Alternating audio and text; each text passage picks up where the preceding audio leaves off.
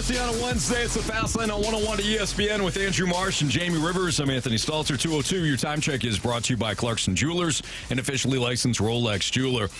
Blues did not get it done last night. They killed their own momentum after winning the two straight games, or back-to-back games. They fall to the Winnipeg Jets. Jamie, I'm going to say something that has often gotten me criticized because I feel like every single time I say something like this, it's like, well, actually, they didn't play well I thought they played well in the first 10 minutes of that game. I thought they dominated the first 10 minutes of that game. A couple of those shots go in, you're looking at a 2-0 lead as opposed to a 2-0 deficit. And they've had multiple opportunities in those 10 minutes where they did hem the Jets in their own zone, where I thought, hey, they're going to get a lead here. Instead, Winnipeg builds the lead. And the Blues were unfortunately playing catch-up. Now, they did score the Robert Thomas goal. Nice job there, Marsh. Thank you. Yeah, well Marsh, done. First on the board. First on the board for the Blues' first goal of the season, the game that we play. Nice job, Marsh. Thank you. Going with Robert the Thomas. But it just, after they fell behind 2-0, it didn't feel like the Blues ever got control of that game. But I did think that they played very well, again, in the first 8 to 10 minutes of that game. Oh, I'd even argue, I'd push back further than that. I'd say that they played pretty well the whole first period. The one power play goal against was kind of unlucky at that point. There was bad coverage, but you still managed to get a piece of the puck. Which one was that? The Letty? Mark Scheifele. Okay. He, backdoor. Gotcha. Yeah. Top to bottom, backdoor. Thomas was there a fraction of a second too late. Still managed to get a stick on it a little bit. But Scheifele was strong on the puck and put it in. So, I mean, even if you wanted to say they played better for 15 or 16 minutes of that period, you're not crazy. The first 5 minutes of the game, the Blues were on their toes, were in the offensive zone. And what I liked about it, too, was Craig Berube started the Oscar Sundqvist line. Very reminiscent of what he used to do with the identity lines, is get them out there to kind of set the tone. And they did. I mean, the whole first period, the whole first shift that they played was in the offensive zone. And Pavel Buchnevich had a glorious opportunity as well. Wide open net on a power play. And Dylan DeMello, that was a great play, decides to be Keanu Reeves from The Matrix and find his way over there, gets a stick and his body on the puck and keeps it out of the net. And you know, Bucci's still snake-bitten, to say the least, because he had a couple of other opportunities in the game as well. But, yeah, that first period, honestly, you could have been ahead by a couple of goals, or at worst, you know, up by one heading into the second period. So I do agree. I think the start of that game was really good for the Blues. Do you think taking the penalty killed all that momentum, though, that they were building in the first period? I felt that way. Yeah. Yeah, well, it always kills it when the other team scores, right? And because you can look at it from two different ways. You get a penalty, and you can kill it, and you can continue that momentum, and it's not like they went and killed like 90 seconds of it, and then they scored. It was a quick goal. Yeah, that was which is super deflating. Quick and effective there. I watched that power play go. They win the face-off, and it's like snap, snap, snap, snap. I'm like, oh boy. Should look, right? I mean, if you're looking for a blueprint, that exact sequence is what your power play should look like, to where none of those passes was high risk. The only high risk pass was the actual pass that came across the crease for the goal to be scored. All the other ones were working around the coverage, but they were quick, fast, accurate passes, and it made the Blues move just enough. So when they got it down low, and that was automatic, Connor backdoor to Scheifele, and end up in the back of your net. So yeah, that deflates you. As a team, when you're playing hard, you miss a couple of opportunities, you feel like you could or should be up in the game, and then you're not, and then all of a sudden you're behind in the game. It's tough sometimes to regain some of that traction. Yeah. Now, what happened with the Binnington goal, the Binnington play where he was behind the net and the Jets wound up getting a goal there? Because I feel like Binnington's catching some heat, but is that just one of those plays that unfold and guys are just kind of slightly out of position, and it's just kind of one of those bad luck deals, or did somebody specifically make a mistake? Yeah, Binnington on that one. I mean, I'm just being honest. He roamed a little bit in the second period and almost got bit on one of the plays. He was out of the net as well, but Look, this guy plays the puck as well as almost anybody in the NHL, and it's a huge advantage for your team. On that particular goal, what happened was Jordan Binnington actually, with his good hockey IQ, realized that the Jets had cycled the puck down to nobody. And so he tried to jump on the puck behind the net, and all he was going to do is pass it back to Krug really fast. And then Krug was all by himself because there's nobody in that corner, and he would have been able to probably, most likely, get his own exit out of this. But he didn't see where Mark Scheifele was. And Justin Falk probably didn't communicate at the same time to stay in your net.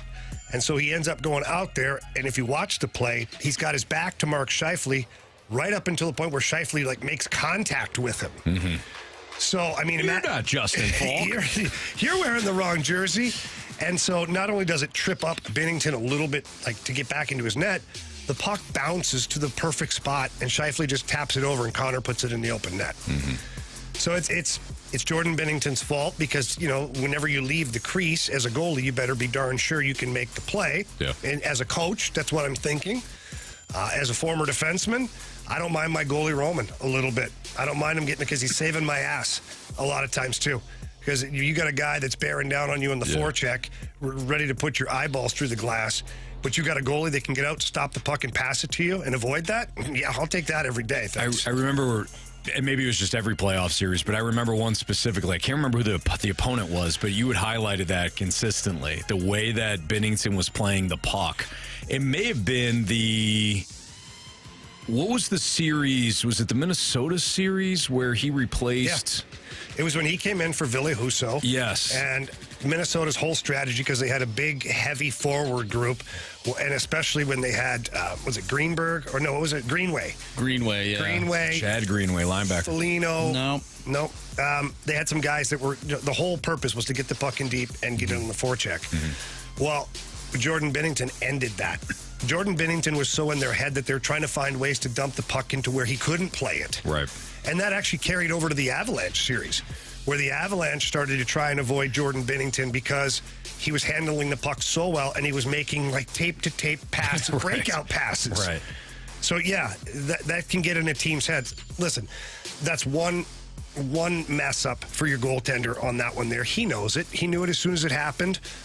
But one thing that I can always tell you about Jordan Binnington is I don't think he's ever made a mistake out of the fact that he doesn't care or he's not trying. Mm-hmm. And that moment there, he's still trying to get the puck, get it to his defenseman, get up to it. He knows how important it is, the possession time is. They're trying to get themselves back in this game. So that's one where you're kind of every now and then you get a crap sandwich. You might as well just take a bite and get it over with. Right. We have an interesting question from the 573. Do the Blues have different mentalities among their lines? I feel like the fourth line plays a North-style offense with hard forechecking and exactly like the coaches want, but the other lines are a mix between a rush style and an offensive zone control play. Do we have two different styles of play going on with this current Blues identity? Well, it's more like two different styles of player. So the guys who are on your fourth line, it's not that they're not skilled. They're very skilled hockey players, but that's not what has got them to the NHL as far as to stay here as a regular guy. You look at them, and they're straight line players that bang, that get the puck in deep, they cycle the puck, they do the dirty work. They're the plumbers of the group. Now, Jake Neighbors, he will be higher up in the pecking order at some point. He's a really talented player as well, but he recognizes that that's their primary role right now, is to do that. You can't get that out of every line. Like, even some Blues fans who want to go back to the 2019 Stanley Cup win, like Ryan O'Reilly wasn't that guy. David Perron wasn't that guy. Vladimir Tarasenko wasn't that guy. You had a lot of players on your team that weren't just that straightforward, dump it in and hit mentality. And that's not necessarily how the Blues want to play this way either. And this, honestly, it's been the misconception since Craig Berube's taken over that that's what he wants, is just a bunch of robots that run into everything and dump the puck in. I mean, it couldn't be further from the truth. Yeah. Craig Berube just wants his team to possess the puck. That's it. Mm-hmm. And if that means getting in on the forecheck and making body contact or playing hard in the corners or competing, which he uses that word a lot, that's all it means. Yep. To possess the puck. And you can be as skilled as you want to be. You can have Robert Thomas and Jordan Kyrou skate around for 6 minutes straight in the offensive zone possessing the puck.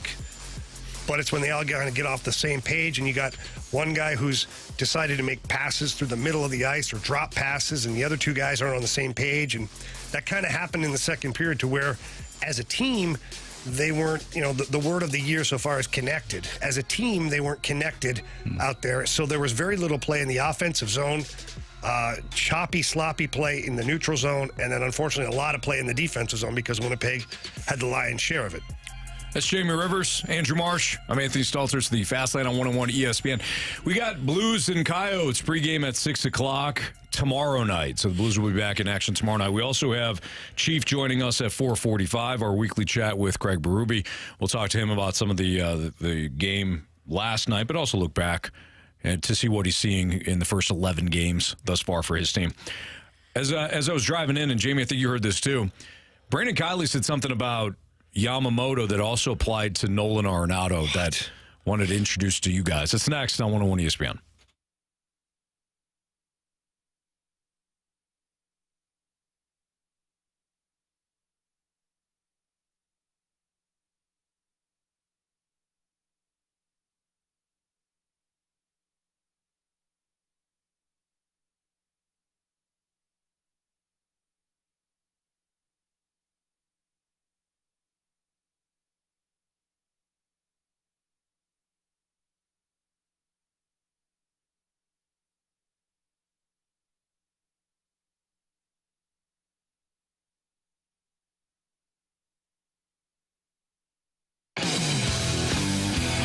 Elevate your performance with Pure Performance, your one-stop shop for all aftermarket modifications.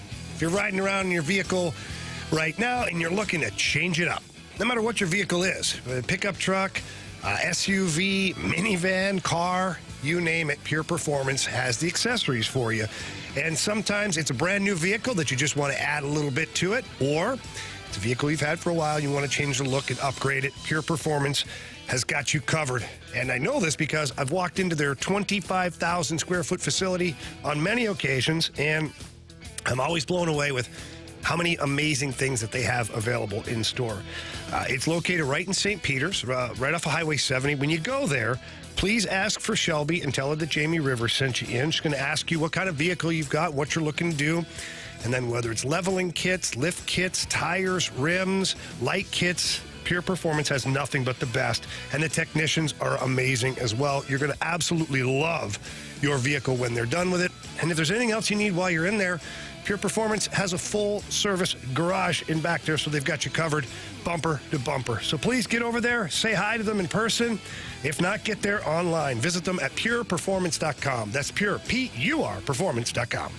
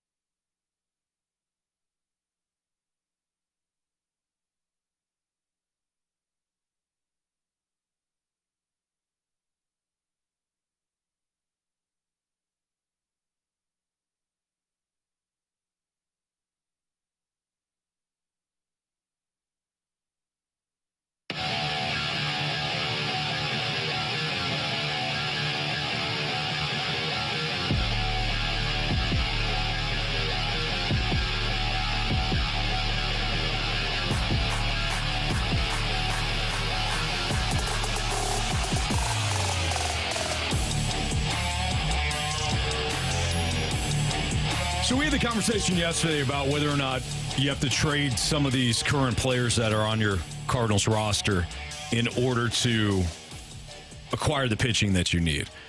You don't have to trade anybody. You don't have to get rid of anybody. You could keep your offense intact. You could keep the bench intact and go out and sign 3 pitchers and be done with it. But driving in today, I was listening to BK and Ferrario, and Jamie, I think you heard this clip as well. I heard BK say something that I'm like, well, this is an interesting scenario. Here's BK on BK and Ferrario talking about the price for signing Yamamoto and what it could cost the Cardinals in terms of a trade and who could go out the door. Do you want that number 1 starter? Every single decision from there does.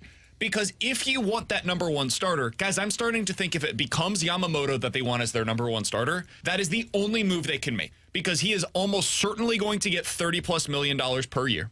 And you have to pay the posting fee. And if we know anything about this Cardinals team based on the way that they account for things, and I think this is the case around Major League Baseball, but it's certainly we know it is for the Cardinals, that posting fee, that will be, what, $20 million? It will be something they account for this year. And if they are telling everybody, hey, we've got $40 to $50 million to spend, let's do some quick math. I think we're all capable of this. $30 million on the salary for Yamamoto, $20 million for the posting fee for Yamamoto. That's $50 million. There's your signing allotment for this offseason. You can do nothing else. If you end up doing that, I think it requires you to trade Nolan Arenado. All right.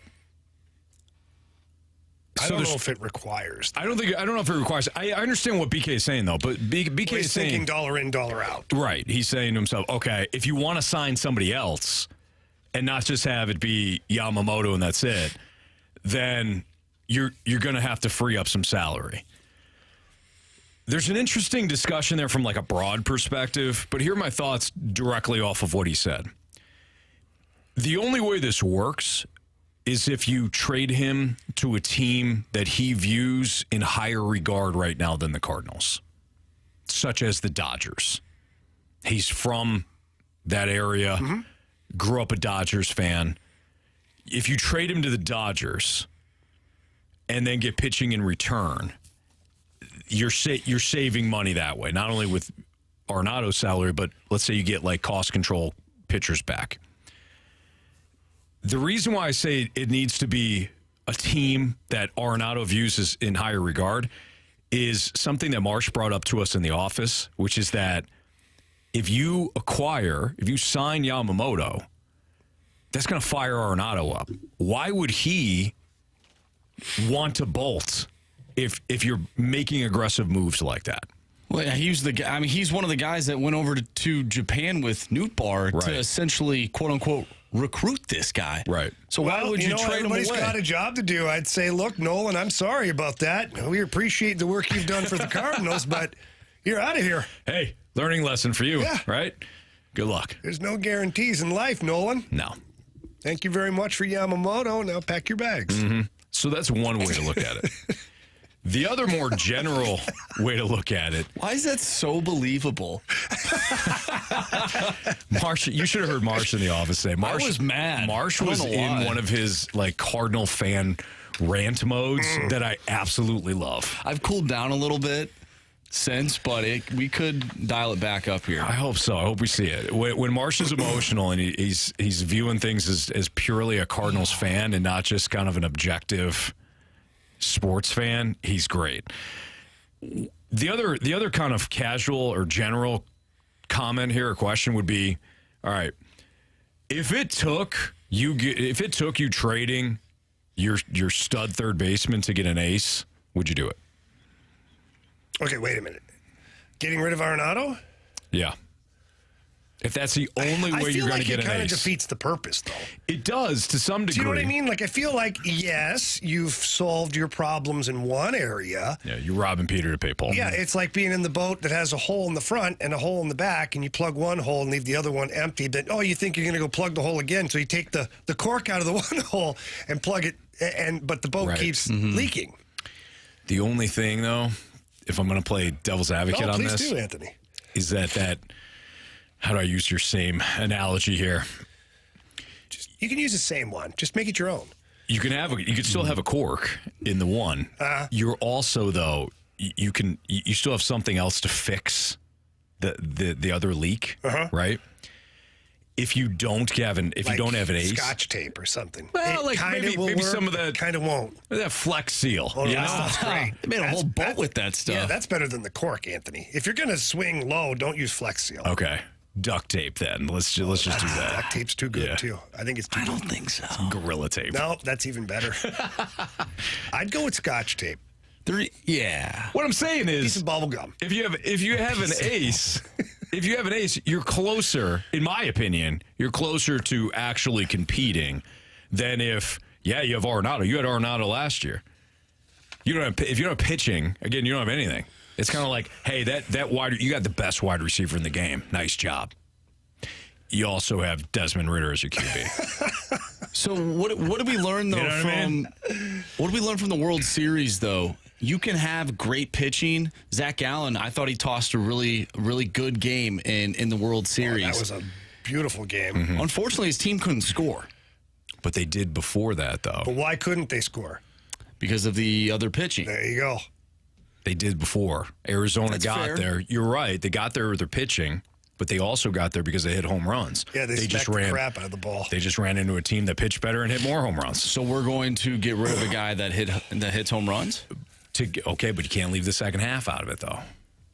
You're going to get an ace. But here's the thing. What ace are you getting? Why for do it? we need to do Yamamoto. any of that? Why can't they just go get the guy? Because you're not the Phillies. Grow up. You don't have to be the Phillies. You're the Cardinals, and you're going to be prudent about it, and you're also going to make sure that you synthesize all the data, okay? Net, this is the deal. You know it as a Cardinals fan. I would venture to say that I'd be less inclined and motivated to trade Nolan Arenado, and I would be more motivated to trade Paul Goldschmidt in this scenario. In this scenario. No, Anthony, stop it. You got mad at me for months I don't because know. I've been Why trying. do we have to trade anybody? Well, you don't have to trade anybody, Marsh, here's the thing you're probably not going to get an ace. The Cardinals aren't going to go money in at the price tag that Yamamoto's at and no money out. To BK's point. Do you know what I'm saying? That's Looking at- taking on quite a bit of payroll, and then it might limit you to just one pitcher. Do you want to win? Yes. Then pay more money, Okay. Based on that comment, can I read you a quote really quick? please. And this might bleed into the next segment. I don't know. I'll let you decide, okay? Let's bleed all over this. John Denton Studio. on his Twitter page, quoting Scott Boras on the NL Central teams. He says, when you're in the NL Central, there's been a lot of focus on winning the division. Oh, sorry, hang on, wrong quote. Scott Boras on NL Central teams. He says that he was very critical of NL Central teams for not fully investing in free agents to enhance their title hopes. Boras says, quote, in the game, you have to say, do I want to win my division or do I want to win a World Series? My gosh. He's not wrong. No. He speaks for all of us. So that's what he's saying right now about the NL Central over the last little while, is that those teams are not investing in free agents. He's 100% right. So back to our Outside of the initial Cubs. discussion Yeah. of the money in, money out. It's a mentality or a requirement right now for this team. Well, that's what I'm saying. Why does the money out necessarily have to be a thing? I mean, look. The It Cubs doesn't have the to. Cubs have not gotten anybody for the offseason, but they may have just slapped it right on everybody's doorstep. Mm-hmm. We are going to be competitive this offseason with the hiring of Craig Counsell. That to me is a team that they saw what they could do last year and they said, okay, we're going to be even better this year. We're going to put the sledgehammer down and we're going to try and win. We're going to try and win not only this division, but we're going to try and win the pennant and win the World Series. All right, so I have a rebuttal to that. That's fine. Let's talk about that next on 101 ESPN.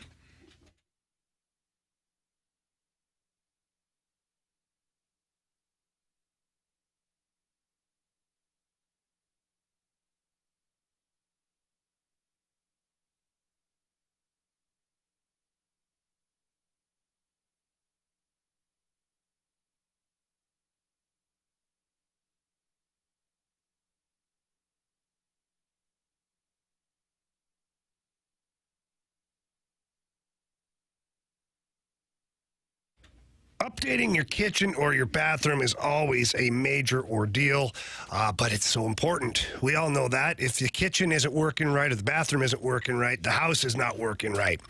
So what do? I'll tell you. You head down to ENB Granite, and they are located at 6135 Manchester Avenue.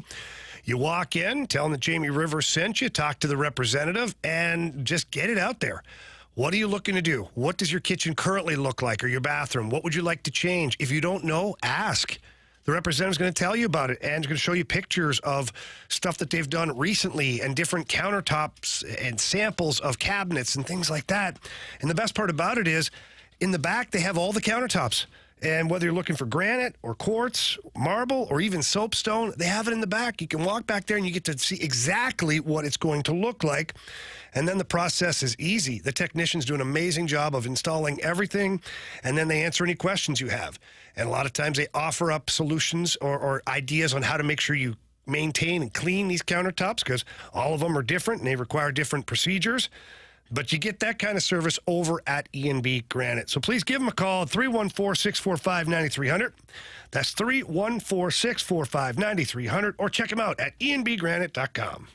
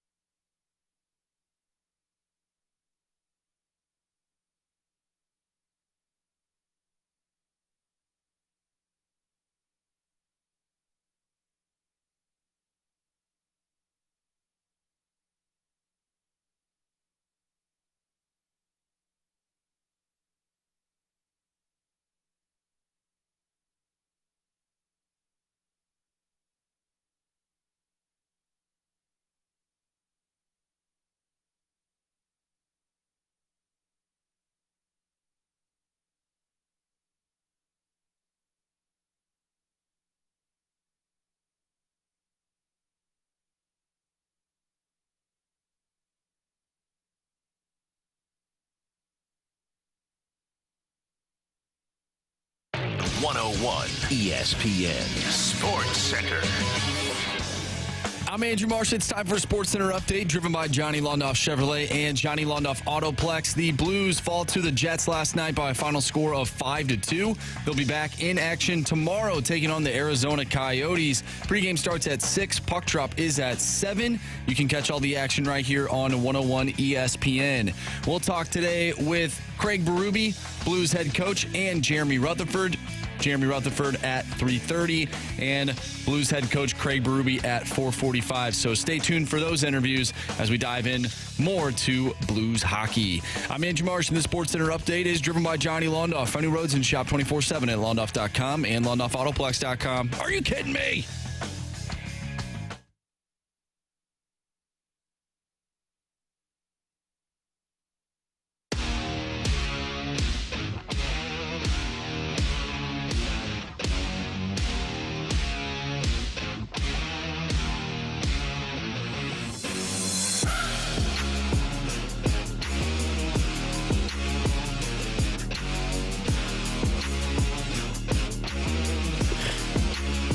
So we were just talking about the Yamamoto conversation. Really, it's not just Yamamoto. So Marsh, your stance was, and it's one that I'm sure is held by many by Cardinals fans, held by many Cardinals fans, in that why do you have to trade Nolan Arenado to get an ace?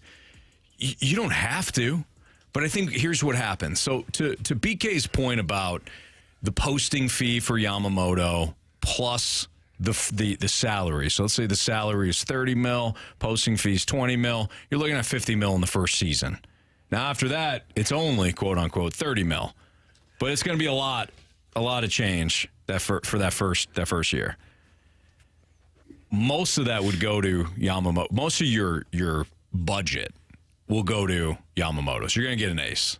Yes. And you're going to hang on to Arenado. Yes. What I'm saying is, then what for the rotation? You got to take that budget and increase it. Okay. There are so many Cardinal fans, not only in this town, but in this region. They're everywhere. They're everywhere. They're all around you. Mm-hmm. Yes. What I'm saying is they show up to the ballpark. I know. Like record amount of people. Mm-hmm. And you're telling me we can't increase the budget? Oh, you can. And I would love to see it. But Jamie, do you want to handle this one, or do you want me to just... I get it. It's a business. No. I wasn't even going to do the business thing. Go ahead. I don't know where you're headed. Go ahead. Yeah. The Cardinals aren't going to do that. Oh, that's the one. Yeah. So what you're saying, I Mark, understand. what you're saying is right. Listen, I'm with you. Okay, well then you know what? They're not gonna win. They won't win the division. No, but they'll make money. They certainly won't win the World Series. Yeah. They'll keep Marsh, putting money in their wallet. I'm with you 100%. You could increase. This is the question I asked yesterday, right? So when we were talking about Mo's comments from a couple of days, it was, to Derek Gould's point, there's a difference between budget and payroll. Mm-hmm. Budget is what you set for the year. Payroll is what you actually spend. They've got wiggle room. The question I had was, if you spend up to your budget, will you increase your budget if there's more opportunities for you to add to your roster? That is where you're at. I'm all for it. I would love to see it. Mm-hmm. I've been here in St. Louis now doing radio for 11 years. I just haven't seen it from this team. It's not going to happen, guys. Sorry. 11 years. I hate to be the bearer of bad news, Cardinals, but it ain't happening. Yeah. And that's basically all Mo's tenure. Yeah. Is in those 11 years. I have not seen it. And it's not Mo, it's the DeWitts setting the budget for Mo. So I'm with you. Add Yamamoto, keep Arenado, and then also add and increase your budget. But I get the track record. I understand it. And honestly, you're probably right. I'm just upset. But they haven't had a season like this since R.L. Chalk was playing the sport. So they need to do something different. I'm with you. So I think the Cardinals believe they can get back to, division dominance. I'm sick of the division. Without having to do all that. I love how you could barely get that out before laughing. Poor Marsh. I'm tired of this. It's one of our YouTube chatters said, I can't wait to buy my Rich Hill jersey. Oh, my gosh. Hold on. 3, 2, 618. I'm glad this is funny to you guys. Yeah, he's been active already. He was mad at the Blues earlier. It should be. They lost. They lost. I know. You can't be losing games. He actually said on the heels of you saying that they had a good first period. They still lost. I know, but both things can be true. 6-1, great. Both things can be good. They could have a good first period and still lose a game. They could have a bad first period and win the game. What doesn't change my opinion on it. What do we think they actually do?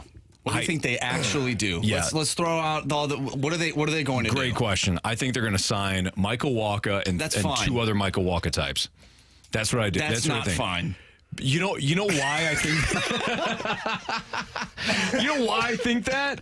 You know what? The one word that Mo used the other day that leads me to believe that they're going to sign 3 Michael Walkers? Was it synthesized? Prudent. I don't even know what that means. They're going to be prudent They're very careful with their spending. That is how you get to 3 Michael Walker types. Now, 1 Michael Walker is fine, depending on what you do. Walker. Yeah, so am I, depending on what you do with the other 2. Sonny Gray with them. Sure. But that's what I think they're going to do. Actually, I think they're going to sign 2 starters and then throw the last one to an internal options. Well, yeah, apparently they like what they saw last year from Zach Thompson and Zach Thompson, the guy they wouldn't let pitch past the 4th inning. Right. Oh, I really liked what he did. You have a starter. Like, you got an opener. You don't even have a starting pitcher. Mm-hmm. Did he go 5 innings? I'm sure he did. I think he did once, yeah. But you get my point. I get your point. It's still well made. Yeah, 4 innings and it was done. No matter how he was pitching, he was out of the game. That's correct. That's your option. Mm-hmm. What about Tyler Glasnow? I'd be good with Tyler Glasnow. Marshy, how do you feel about it? He's always injured. Yeah. That's why you got to sign a couple of those guys. That's why you got those internal options. You wouldn't be mad with Tyler Glasnow. No, maybe in 2019. I think 2020. I think all of everything is going to come down to what the rotation looks like in spring training. I think we're gonna judge this by the whole, right? So you look at spring training, and at that point, if it's Michaelis, Glasnow, Walker, Matz, and Zach Thompson, people won't be pissed, and rightfully so. Go over that again. Like Glasnow, okay. Michaelis, Walker, Matz, and Zach Thompson. It's not terrible. It ain't great. But if one of them sucks or gets injured, you're really in trouble. Which is exactly what has happened the last 2 years. Bingo. Yeah. So, but this is why I said it's not that bad. It's because this is what we said last year. Right. You know what? Wayno does what Wayno does, bounces back. We talked ourselves into we that. did.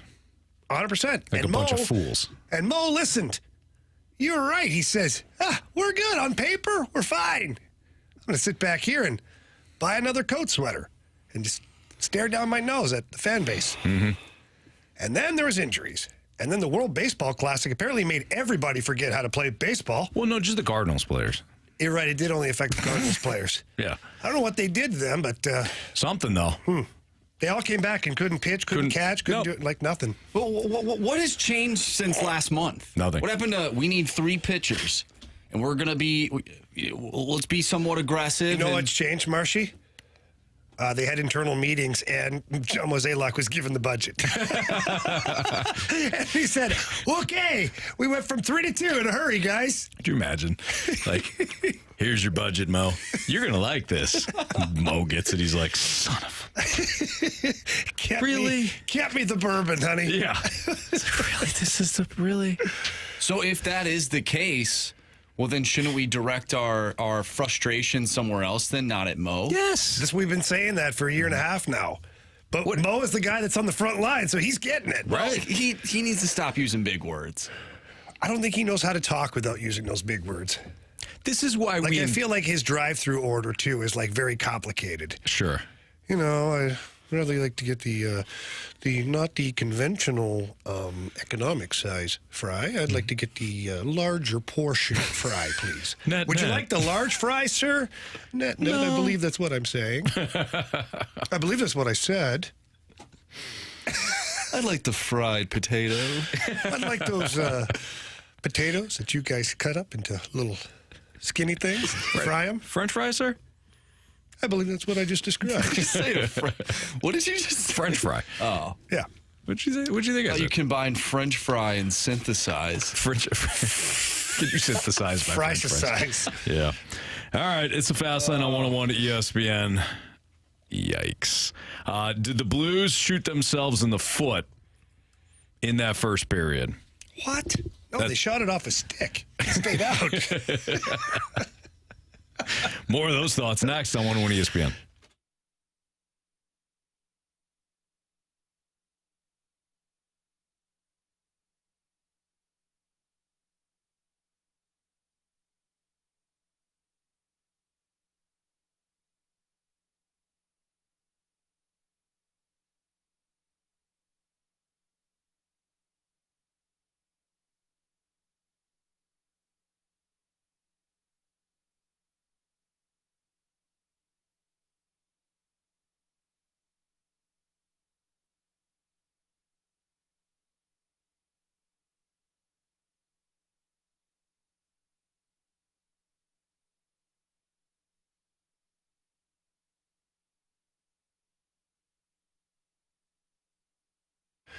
Are you in the market for car or home insurance? Well, let me steer you the right way. Tracy Bib and the Bib Agency, representative of Allstate Insurance.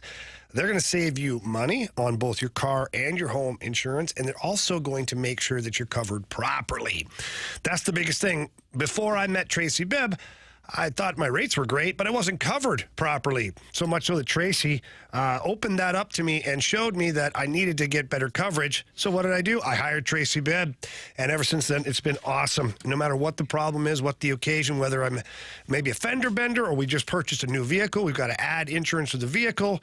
Tracy Bibb and the Bib Agency is there every single step of the way. I don't have to worry about a 1-800 number and talking to somebody that I don't know or talking to multiple people that I don't know. No, I get somebody that understands what's going on, and they know me and they know my family, and that's important. So for you, give Tracy a call today for a free non-committal quote. That number is 314-328-4260. Again, 314-328-4260. It's no fib. You're in good hands with Tracy Bibb.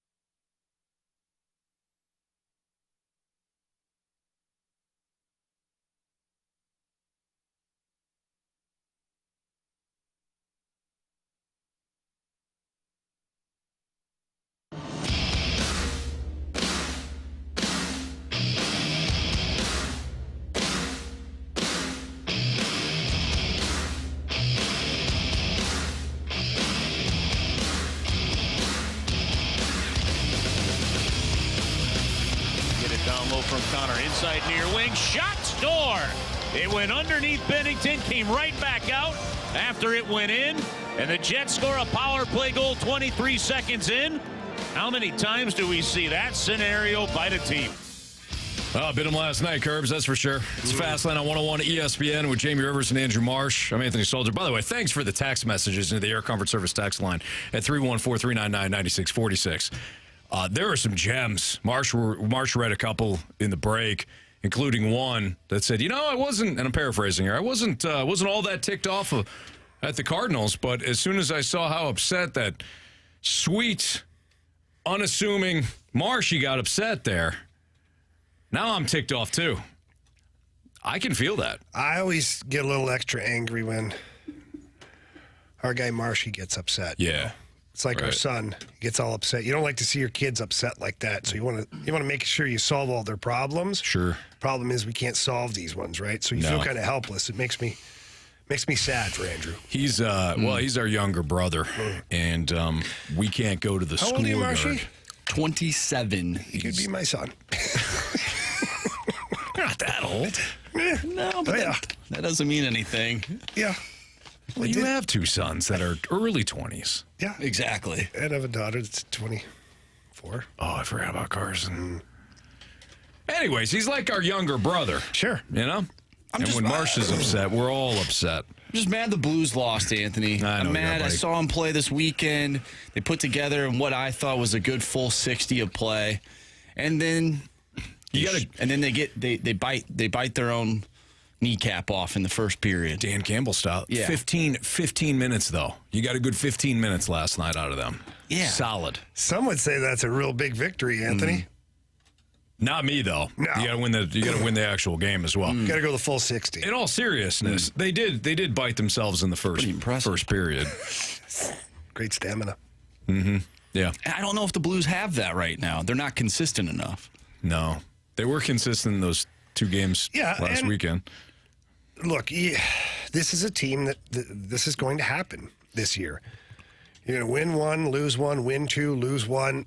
It's a 500-ish team, and the only way you make the playoffs is if you have a couple of runs you can put together. Yeah. And that's what it is, man. And that's what the division is right now, to be honest. Apart from the Stars and the Avalanche, who still aren't, they're not leaps and bounds ahead of the Blues or the Winnipeg Jets, for that matter. So, you try to string together as many games as you can as a team.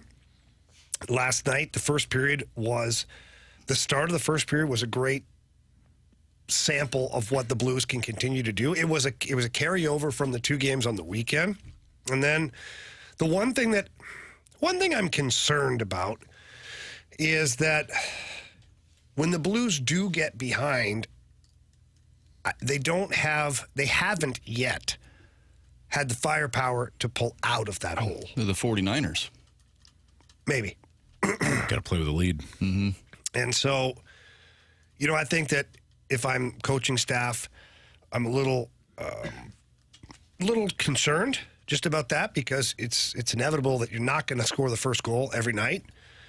So if my team doesn't score the first goal, are we screwed? And that's kind of the way it's been. Okay, so how do you start? I don't know how they start any faster than they did last night. No. They need one of those. They had two opportunities, two main scoring opportunities last night. One was the Buchnevich play where the dude just made a remarkable save. What's that guy's name? Dylan DeMello. DeMello made just a remarkable save. So not much you can do on that. And then there was another opportunity too, I think off a rebound. I forgot who had it. But Nick Leddy fired one in the second period that was blocked by Nemestikov. okay, but I thought there was another opportunity in the first. Regardless, There was a post that could hit in the first period. okay, maybe that's what I'm thinking of. Either way, you get a lead there. Mm-hmm. Even if it's 1-0, you created those opportunities for yourself. So it's not as if the Blues started slow and we need to have a conversation about how do you start faster. Yeah. They started fast last night. They just couldn't capitalize on the opportunities that they did have. But they also couldn't climb out of the hole. No. So that's the problem. That's the thing I don't like, is that you don't have a come-from-behind victory yet this year. So that to me goes back to the offensive firepower or lack thereof. Yeah, exactly. And so that's concerning to me. If I'm the coaching staff and I'm looking at the analytics and just simplifying it right down to the screws, I'm going, every time we score first, we give ourselves a chance to win. When we don't score first, we're done. Yeah. Why is that? And then why are there periods like the second period last night? Why?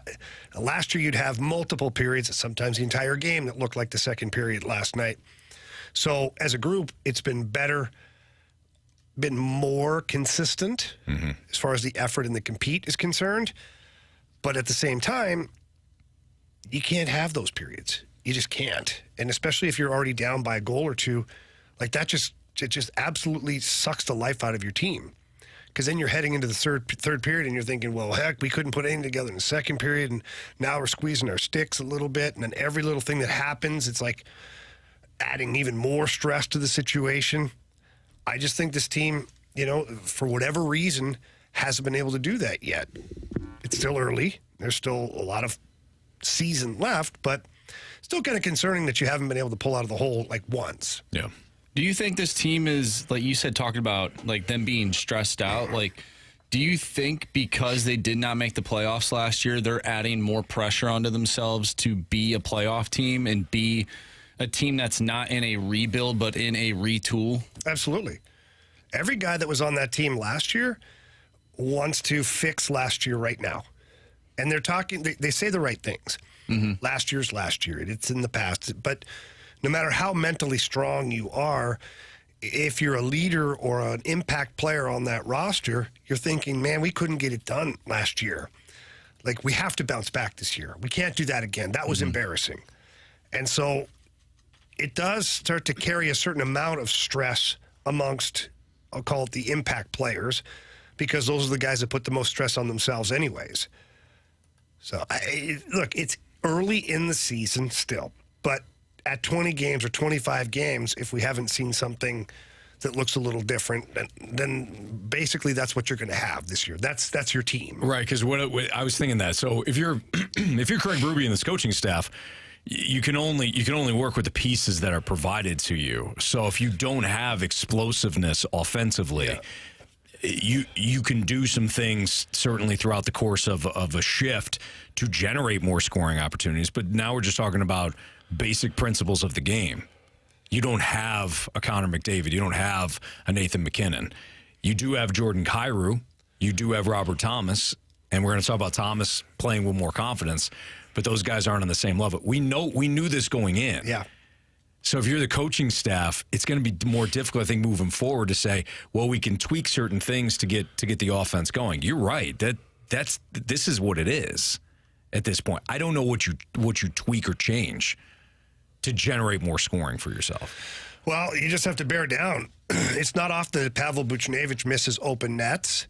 It's not often that Jordan Kyrou is snake-bitten like he was to start the season. Braden Shen didn't get on the score sheet until the Montreal game. So some of these things are a little abnormal for your group, and it's added stress to your team offensively. The only thing I can think of when you talk about adding to your roster, you really can't. I mean, you have no cap space, and nobody's necessarily lining up to trade right now. But there are a couple of teams that I would keep my eye on. Is Calgary and Edmonton. There's a tremendous amount of pressure on both of those teams to win this year. Now, way more pressure on the Edmonton Oilers, and they're terrible. And I don't wish this upon anybody, but I feel like there's a coach that's going to be fired soon. They already put their number one goalie on waivers and waived him. So basically anybody can pick him up for free, and they just have to pay him. He won't be picked up because he's making $5 million a year, and he hasn't been good. So if you're looking at rosters that you'd possibly be able to do business with, those are rosters that you could maybe work a deal with. The problem is that the money you'd be wanting to take back, let's say it's an impact player that you're wanting to acquire. Like Jonathan Huberdeau, who didn't play in the... Yeah, he's a little too pricey. Unfortunately, he's too much. But if you're looking at a Noah Hannafin on defense or somebody like that, it's going to be the Cardinals' issue. Money in means money out, and all the money that you can send out has no trade clauses. And if I'm a St. Louis Blues player, why am I lining up to go play in Edmonton or Calgary right now? Yeah, that's tough. It's tough. Not great. No. So, got to turn it around. They got to capitalize on the opportunities that they get.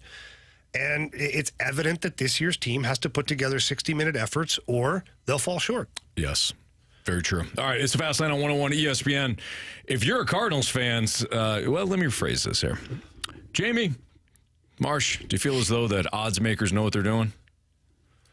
Depends if it fits my narrative or not. I think they do. Put yes or no would have done. Okay, just fine. If I'm ever partaking, they seem to be spot on. Okay. They always make me question my own decisions when I see their numbers. Yes. Well, if you're a Cardinals fan, you're going to like the numbers. Next on 101 ESPN.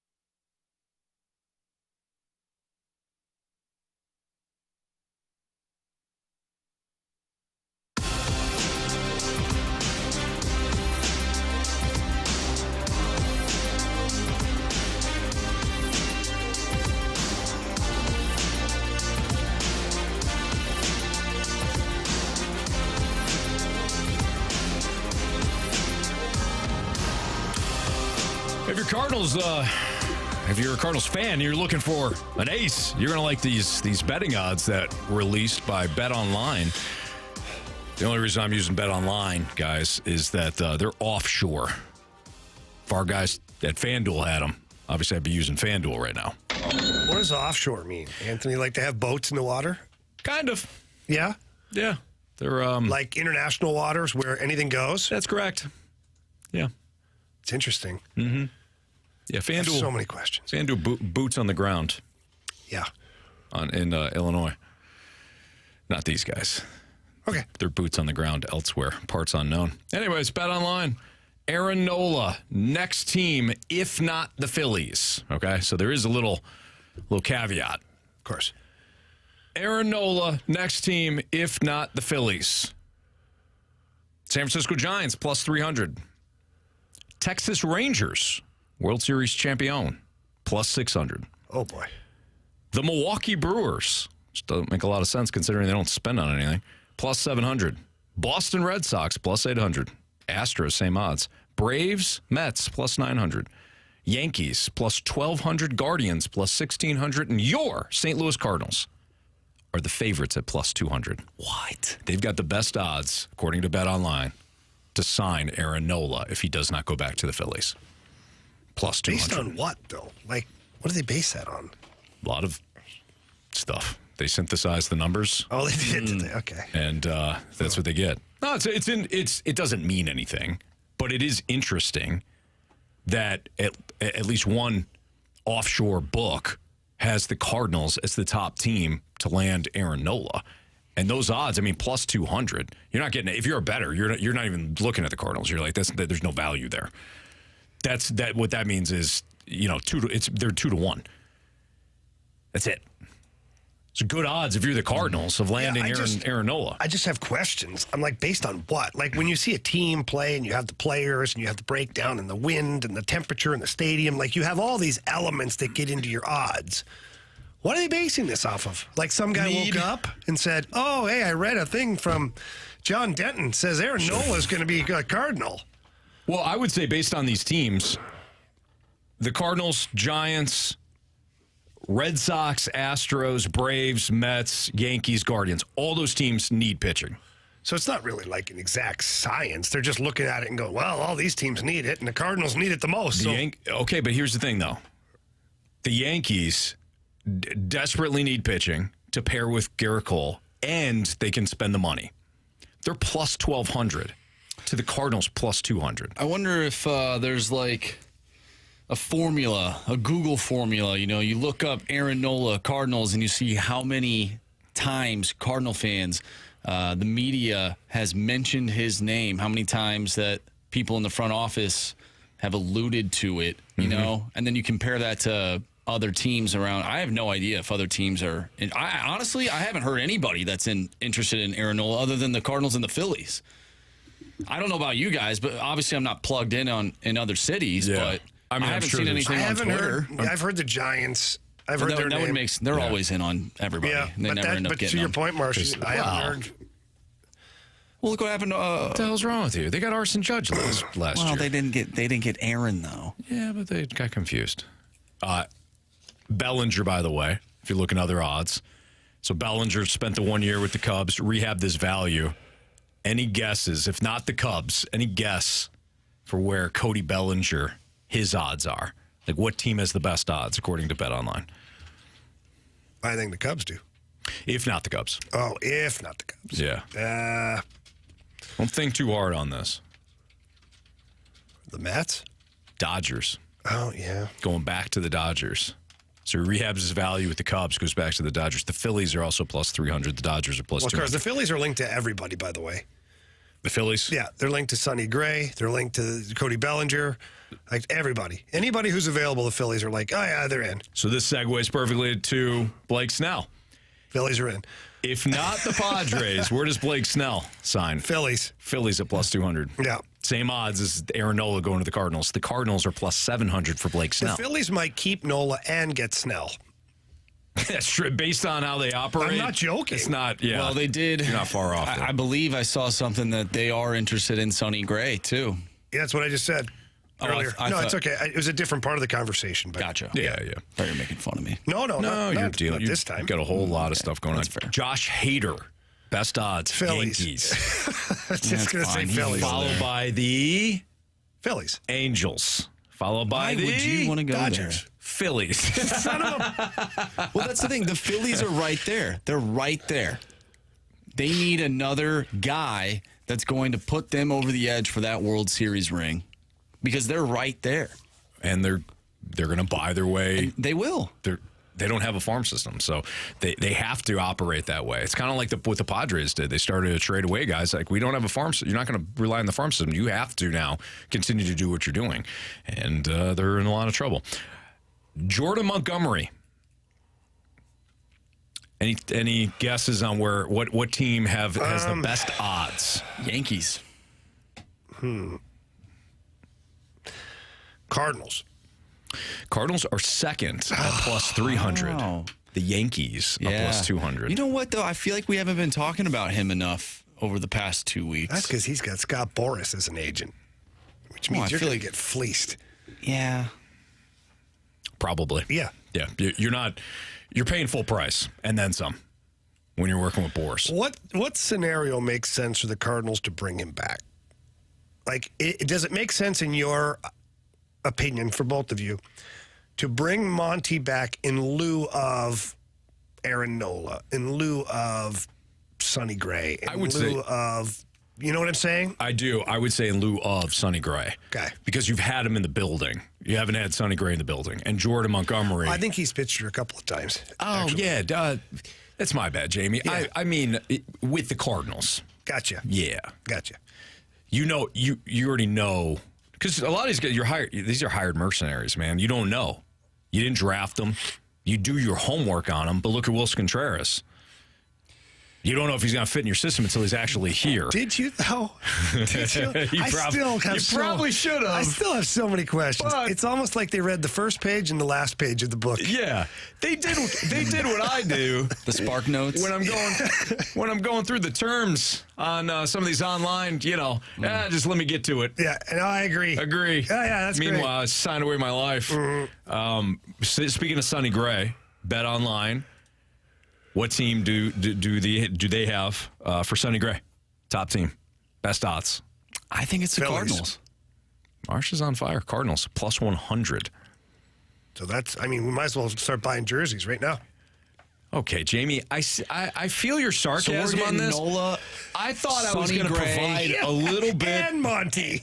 and Monty. No, he's going to the Let's Yankees. get Yamamoto too. He's going to the Montgomery's going to the Yankees. That's When Mo based on the said odds. he wasn't getting 3 starters, he meant 4. I don't think so. Okay, here's That's the. how you synthesize that, Anthony. Take that bow tie and like it. Yamamoto. Who has the best odds? Mets. The Mets. No, the Mets Cubs. are plus 600. They're third. Is it Cubs the are fourth Giants? at plus 800. The Giants are plus 1,200.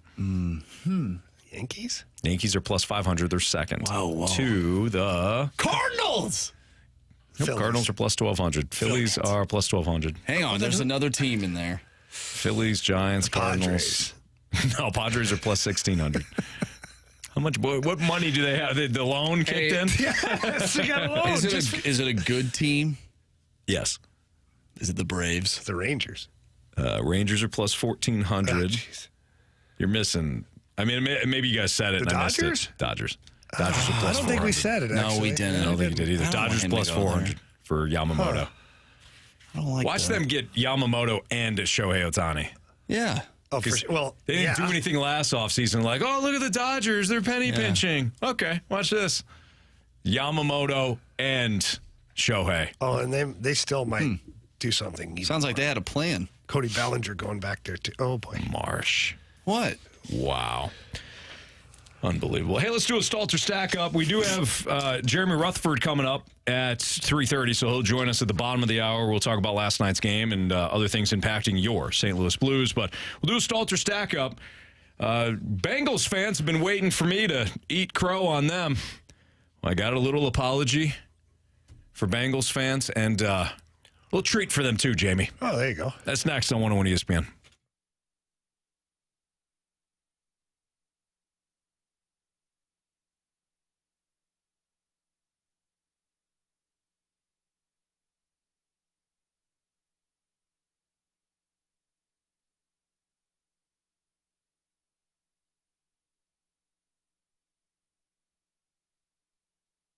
Anthony, mentality has absolutely changed my life in so many ways. Got so much energy, and it's just it helped me create a healthy lifestyle. You know, you get back in the gym, you start doing your thing. I was low on testosterone, which is, I mean, it's normal for all males. Any age, by the way, it just happens, guys. So, you know, deal with it. Get over it, yeah. Deal with it and get into mentality. And also now, recently, they've had me on some peptides. And what that does is kind of tighten things up even more. You're trying to get some more better results at the gym, things like that. They took a look at the blood sample again and started talking to me. And just every time I go in there, something new. It's always awesome. Your abs do look tighter, Jamie. Nice job. Thank you nice for job noticing, with that. Anthony. Mentality Should I is. put my shirt back on? No. Keep them off of the cameras. Mentality is, mentality is fantastic. It's crazy, right, Jamie? You experienced this as well. It's like not working out, don't have the motivation to go into the gym, and yet, of course, all the other feelings, like you're feeling tired, you're feeling, stressed out, you're feeling overwhelmed. You're like, I can't do that. I can't get back in the gym. I can't eat. Well, I'm too busy, right? Are you too busy to take care of yourself? Really? I said this to myself, by the way. I remember I saw you. Well, I said it after you said it to yourself. Yeah. Then you took me down to mentality. And then you knew what happened. You know what happened. Got back in the gym, started eating right, started to feel more focused, started to have more energy throughout the course of the day. And it's all thanks to, again, mentality and taking care of your health. Yeah, so give them a call or drop by one of the locations, or better yet, visit them online at lowtusa.com. That's mentality, lowtusa.com.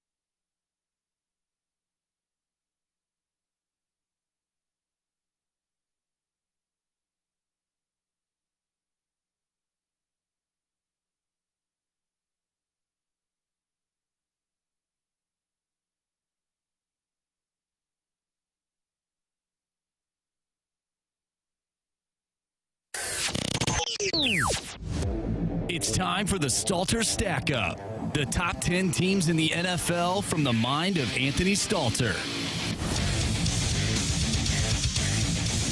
All right, I'm looking forward to getting you guys' reaction on this, because we haven't done this now in 2 weeks. So we did not have the Stalter Stackup last week. The team that I have completely disrespected.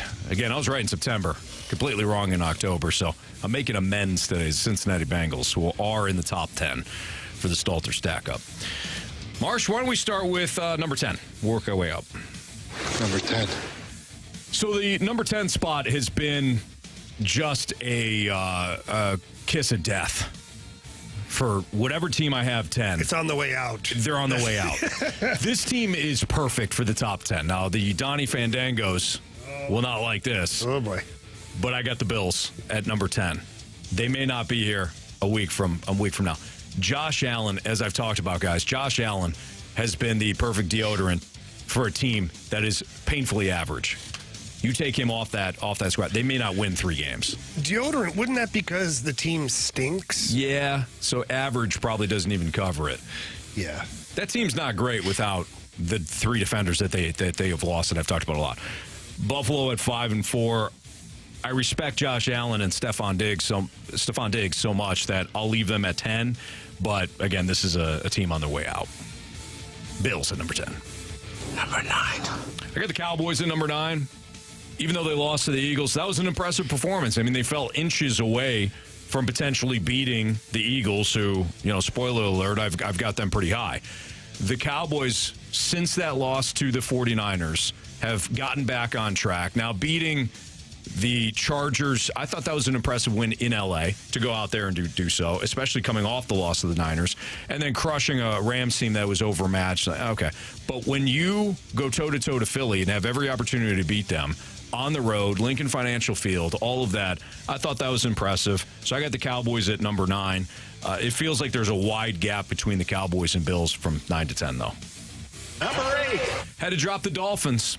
They've got 6 wins against losing opponents. They've got 3 losses against winning opponents, including the aforementioned Buffalo Bills.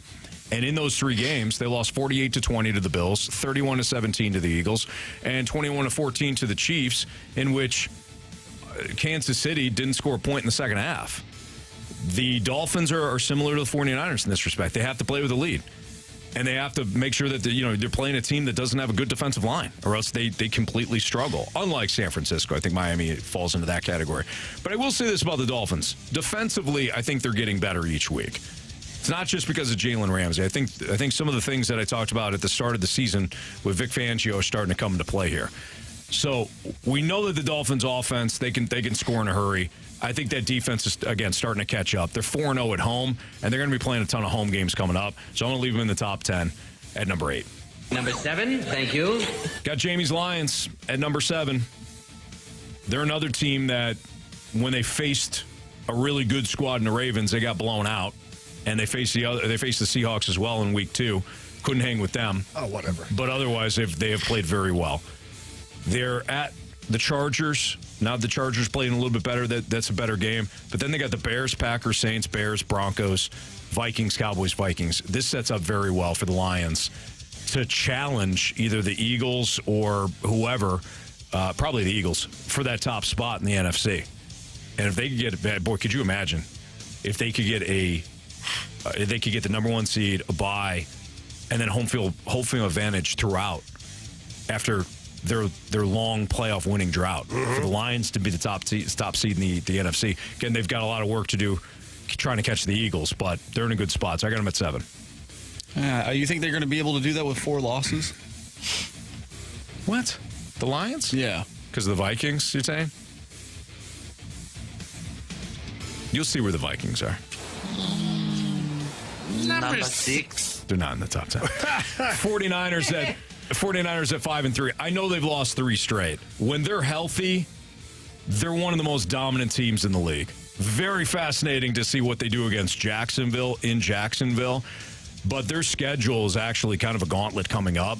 But I still think that, again, when healthy, this 49ers team is incredibly difficult to beat. We'll see if the bye week did them any good. Dropping 3 straight. I excuse the Browns one because the Browns lost. Bad weather. You had guys dropping like flies. The Vikings one, though, the Vikings took it to you, and the Bengals took it to you. So this Jacksonville squad is also coming off a bye week, and I think that this one is the game of the week thus far in the NFL this upcoming Sunday. But I got the 49ers at 6. Kind of pains me to do so, but what else are you going to do when they've lost 3 straight? I still think that they're, when it's all said and done, they're probably a top 3 team. But for now, you got to take into account that they've dropped 3 straight. So I got them at 6. 5. Bengals. Cincinnati, top 5 team now. Joe Burrow has looked completely. Put some respect on that, boy. They've looked great. They've looked fantastic. They pounded Buffalo. They pounded San Francisco. I didn't think they looked great against Seattle, but they took care of business. against them and the Cardinals. They've won 4 straight, 5 of their last 6. Bengals are back. Joe Burrow's healthy. Jamar Chase a little banged up, though. But T. Higgins finally got into the mix last week. And Joe Mixon, they're running the football very well. So I got the Bengals at number 5. They're good, Anthony. I know. They are. Number 4. I got Jacksonville. At number 4. Trevor Lawrence, Travis Etienne, the slew of wide receivers plus the tight end in Evan Ingram. And I think Jacksonville defensively is a lot better than what we've talked about thus far. They've won 5 straight games. They have found their game. Can they beat the 49ers at home as a 3-point dog? If they can do that, we're talking about a team that can challenge some of the upper echelon teams in the AFC. Speaking of which, number 4, please. I think we just did number 4. Number 3, please. Number 3. Tested you, Marsh. Nice job. Got the Baltimore Ravens. Everybody wanted to see this offense come alive. When you watch the games early on, Lamar Jackson was playing well, but the overall scoring wasn't there. The offensive output wasn't there. So everybody's like, how much has really changed with Todd Monken? Well, we've seen that now. 37 against Seattle, 31 against Arizona, 38 against Detroit, 24 in London against Tennessee, and they left a lot of points on the field because they were kicking field goals a lot in that game. But 3 straight games in which they scored at least 31 points. Now they've got the Browns, who they have taken care of business in the past, but that defensive line is going to be a challenge nonetheless. But I love the Ravens. I've loved them since the start, so I got them at number 3. Number 2. It hasn't looked pretty, but it hasn't looked pretty all season. I still have the Chiefs. I respect the fact that they've got Patrick Mahomes, they've got Travis Kelce and Andy Reid offensively, and that's where their issues are. Believe it or not, I mean, it's crazy to talk about the Chiefs having issues offensively, and they do. They have issues offensively, but when you got those 3 guys plus a very underrated Isaiah Pacheco, I think they're going to be just fine. The key is that their defense has been one of the best units in the NFL this season. Well said. Use of unit, gotcha. I said their D has been one of the best Their D units. has been a great unit. Yep. They've come up big, Jamie. I agree. So I respect the Chiefs. Huge. I respect that unit defensively. Mm-hmm. They're driving They're that number team. 2. Darn right. Okay. Number 1. Number 1. Eagles. The Eagles are still my number 1 team. 8-1. Jalen Hurts looks completely banged up, but he's still playing. They're finding ways to win. They got some help there from the Cowboys, but again, good teams find a way to win. They're 6-0 in the conference, 3-0 in the division, 4-1 on the road. Like all marks of good teams, right? They play well defensively. They still got the best roster top to bottom, and they've got threats offensively. One of the best offensive lines. Jalen Hurts is a threat. A.J. Brown's a major threat. Devonta Smith got in the action again last week. The throw that he made to Devonta Smith was incredible. Dallas Goedert has come about here recently. So the Eagles are still my number 1 team. There you go. There's your Stalter stack up here in the Fast Lane on 101 ESPN. And I got the Vikings there at 10.5, Marsh. No. Keep them down. Keep them low. We'll just be the underdog. You know what I'm going to do? When they beat the Saints this week, I'm going to put them at 10 for you, Marsh. Hey. Oh, no. I'll put them right Kiss there at of number death. 10. If they beat, I promise you, when the Vikings beat the Saints, I'm going to put them right there at number 10 next week in the Stalter Stackup. Anthony, keep them out. Keep them out of the top 10. I won't do that to you. Keep them out of the top 10. I won't do that to you. I think the Falcons Are terrible? You're right. Yeah, I was going to make a joke about them being in the top 10. They are the joke. I don't know. That is the entire joke. That is the joke. They are a joke. Yeah. They got the Cardinals. Kyler Murray. Kyler Murray will win. He hasn't played in a year. Yeah, I think Hadn't they'll played probably well win. in 2 years, but he'll win. No doubt. Come down in the last second, I'm sure. All right, we have Jeremy Rutherford. He's going to join us. No, he's not. No, he will join us at some point. Yeah. But did you see that the Angels hired Ron Washington as their manager? Did they? They did. No kidding. Yep. They went with experience then, They didn't sure they? did. All right, so JR is going to join us maybe a little bit later on. You want to do Prove Me Wrong, Marsh? Let's do a Prove Me Wrong. Yes. I love Prove Me Wrong. And if you have a Prove Me Wrong statement that you want to send into the Air Comfort Service text line, you can. 314-399-9646. Again, Prove Me Wrong next.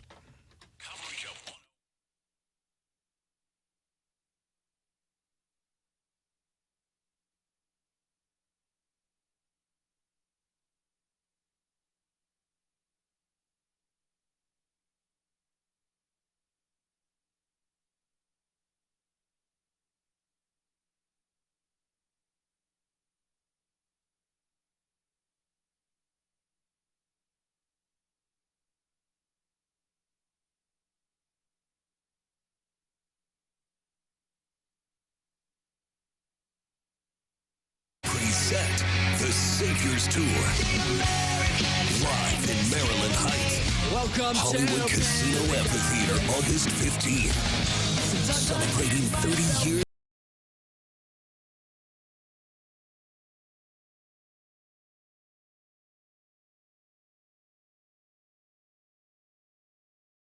At LiveNation.com. Green Day, the Saviors Tour, fueled by Monster Energy.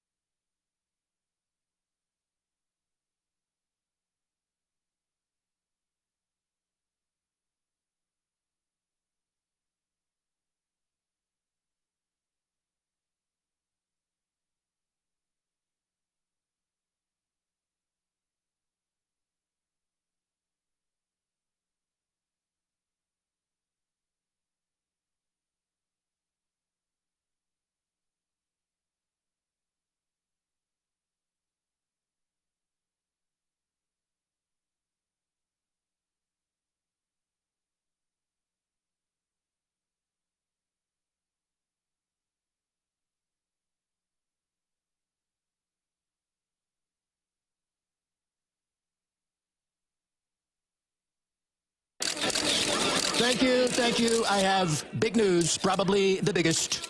I have received a pardon. But how? Well, it's very simple. You take $29 and you ask for the credit pardon at Frank Lita Mitsubishi in the automotive outlet in Bridgeton. And there's no gag order on this event. Every vehicle is $29 down. $29 at Frank Lita Mitsubishi. Well, we love those new Outlanders with the third row seating. The credit pardon. If you bring home $350 a week, you could get up to $25,000 in credit. 25 grand with just $29. Plus get 0% financing. And Frank Lita wants your trade no matter how much you owe. So grab $29 and get to Frank Lita Mitsubishi in the automotive outlet in Bridgeton. YesLita.com. YesLita.com. It's a beautiful thing. New 23 Outlander, $29.5, $29 down, $530 a month for 60 months at 2.99% APR. Plus tax tag title to qualified buyers.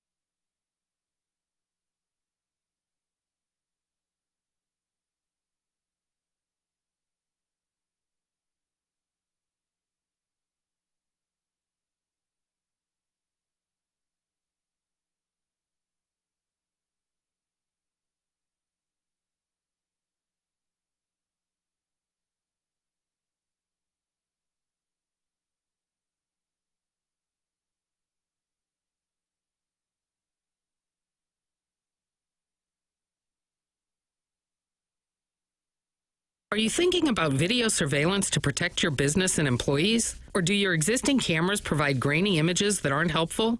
The team at Mastor can help. Call them today at 314-997-9007 or visit mastor.com.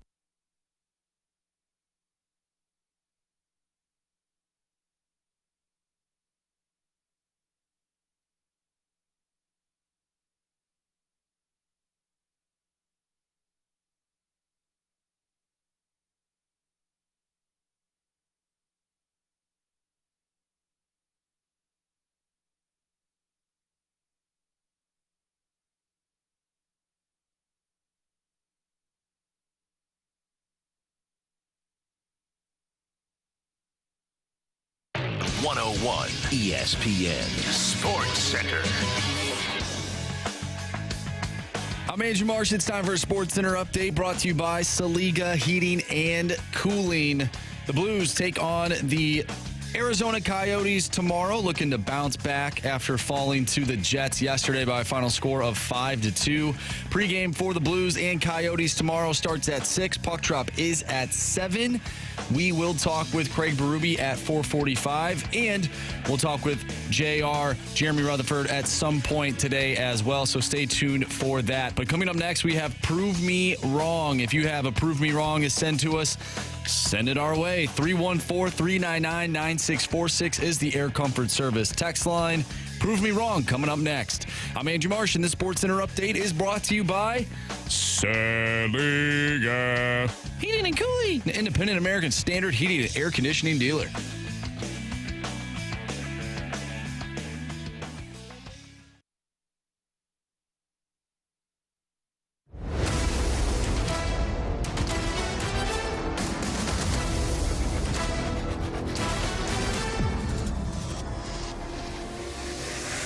Prove me wrong, kids. Prove me wrong. All right, this is where you throw out a statement. Jamie and I have to argue against it. And then Andrew Marsh is judge, jury, and executioner. Whether or not we successfully prove the statement wrong. Marsh? All right, the session. The Honorable Marsh. Yes, the session is now in order. From the 314, prove me wrong. The Arizona Diamondbacks ended up winning the Paul Goldschmidt trade because they made it to the World Series before the Cards did without him. No. When you look at evaluating that trade, you have to evaluate the players that Arizona received compared to what the Cardinals got. Now, obviously, the Cardinals got Paul Goldschmidt, who, what did he do 2 years ago? MVP. Won the MVP, that's right. None of the players that Arizona acquired helped Arizona reach the World Series. Were they even on the roster? No. So if you're evaluating that trade, the Cardinals won that trade. If you're judging whether or not the Diamondbacks have had more success than the Cardinals over the past calendar year, yeah. Wasn't thanks to that deal, though. Not one bit. It's a big fat no for me. You're right, Anthony. It's unfortunate that the Cardinals have not made it to the World Series before the Diamondbacks, but it took the Diamondbacks a few years to get back to the World Series because they were so terrible because they did not have Paul Goldschmidt. Yeah, and or anything from that deal. The kicker for me is not one of those guys who's even a piece of this. Not a one. Playoff run. That's rough. Exactly. From the 314, prove me wrong. The Cards make a trade for a pitcher, but it works out better for the team they traded with.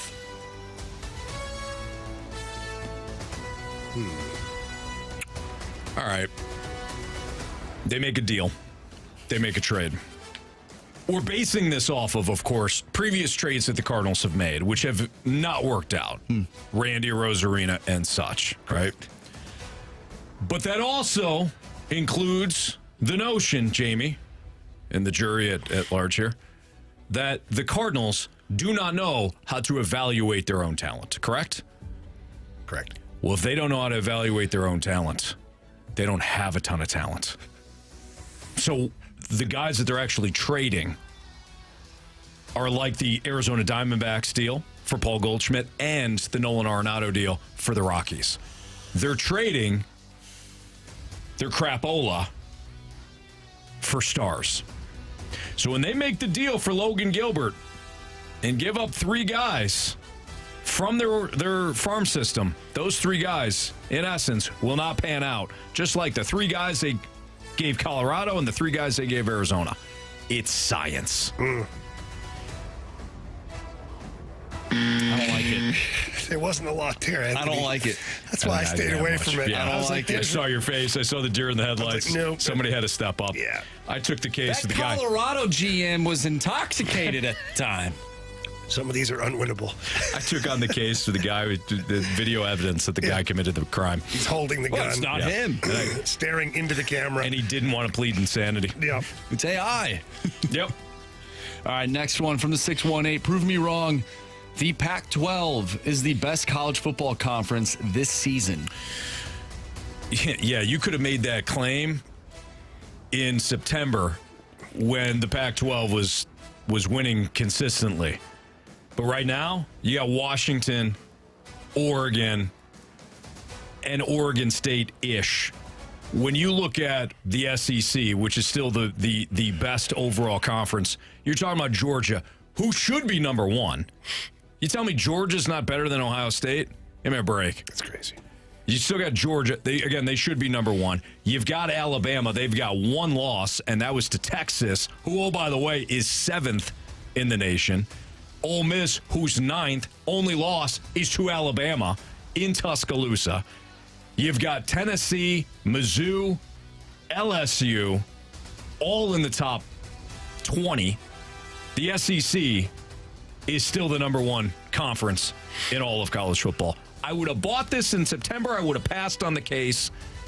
But right now, where we sit, you cannot argue that the SEC isn't the better conference when they got 3 teams in the top 9. Numbers don't lie. We thought Colorado would be better than they are. USC. We thought they'd be terrible. Then they turned out to be better than what we thought. Which is and awful. then they kind of turned out to be somewhat what we thought. Yes. They're all over the place. Yeah. USC, not great. No. Defensively. Good, but not great. Mm-hmm. Defensively, terrible. So, yeah, what you said is spot on. About 3 months ago or 2 months ago, you would have said best conference. Not so much anymore. Mm-mm. From the 636, prove me wrong. The Blues are going to have a worse season this season than last year. Get them, Jamie. So they're saying they're going to have a worse year this year than last year? I got them. First of all, they're already better than last season because they won their first 3 games and then lost 8 in a row last season to start the season. 8 in a row! 8 in a row, that's right. That hasn't happened yet this year. The most they've lost is 2 in a row, but then they bounce back with 2 wins in a row. This team is a more competitive team. They don't have as many high-profile guys that are on expiring contracts that might be looking over the fence into the other yard.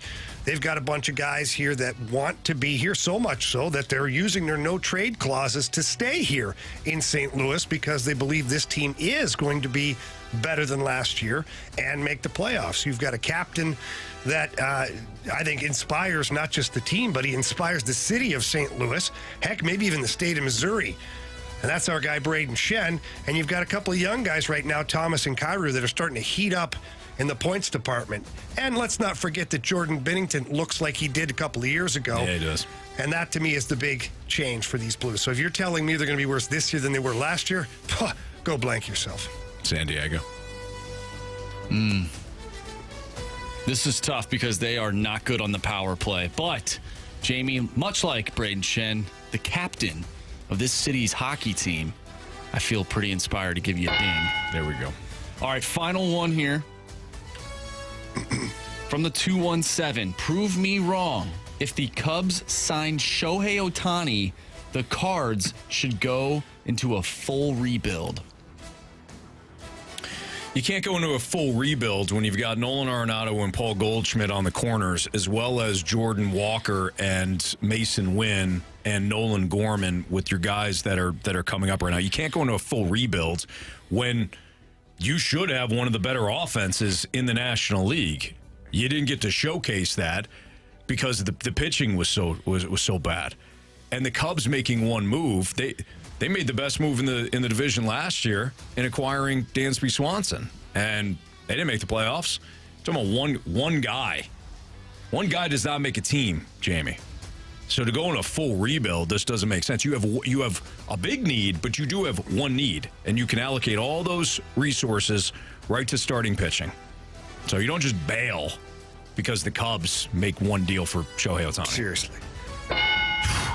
I mean, you guys, you nailed it. Nailed it. You think that, at least me, I can't speak for St. Louis here. Don't do that. I don't want to do that. No. But Shohei Ohtani came and was playing for the Cubs, and we went into a full rebuild. That means we would be bad, like really, really bad for a few years.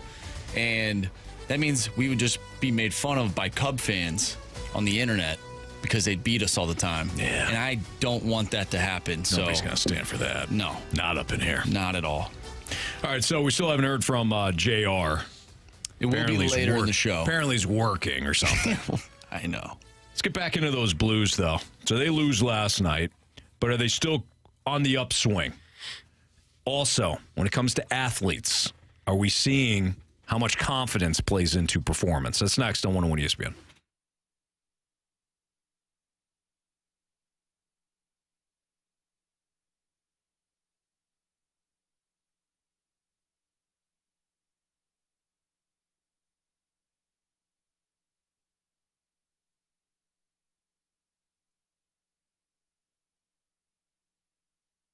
Okay, so you filed your taxes this year, but you know you have past IRS issues.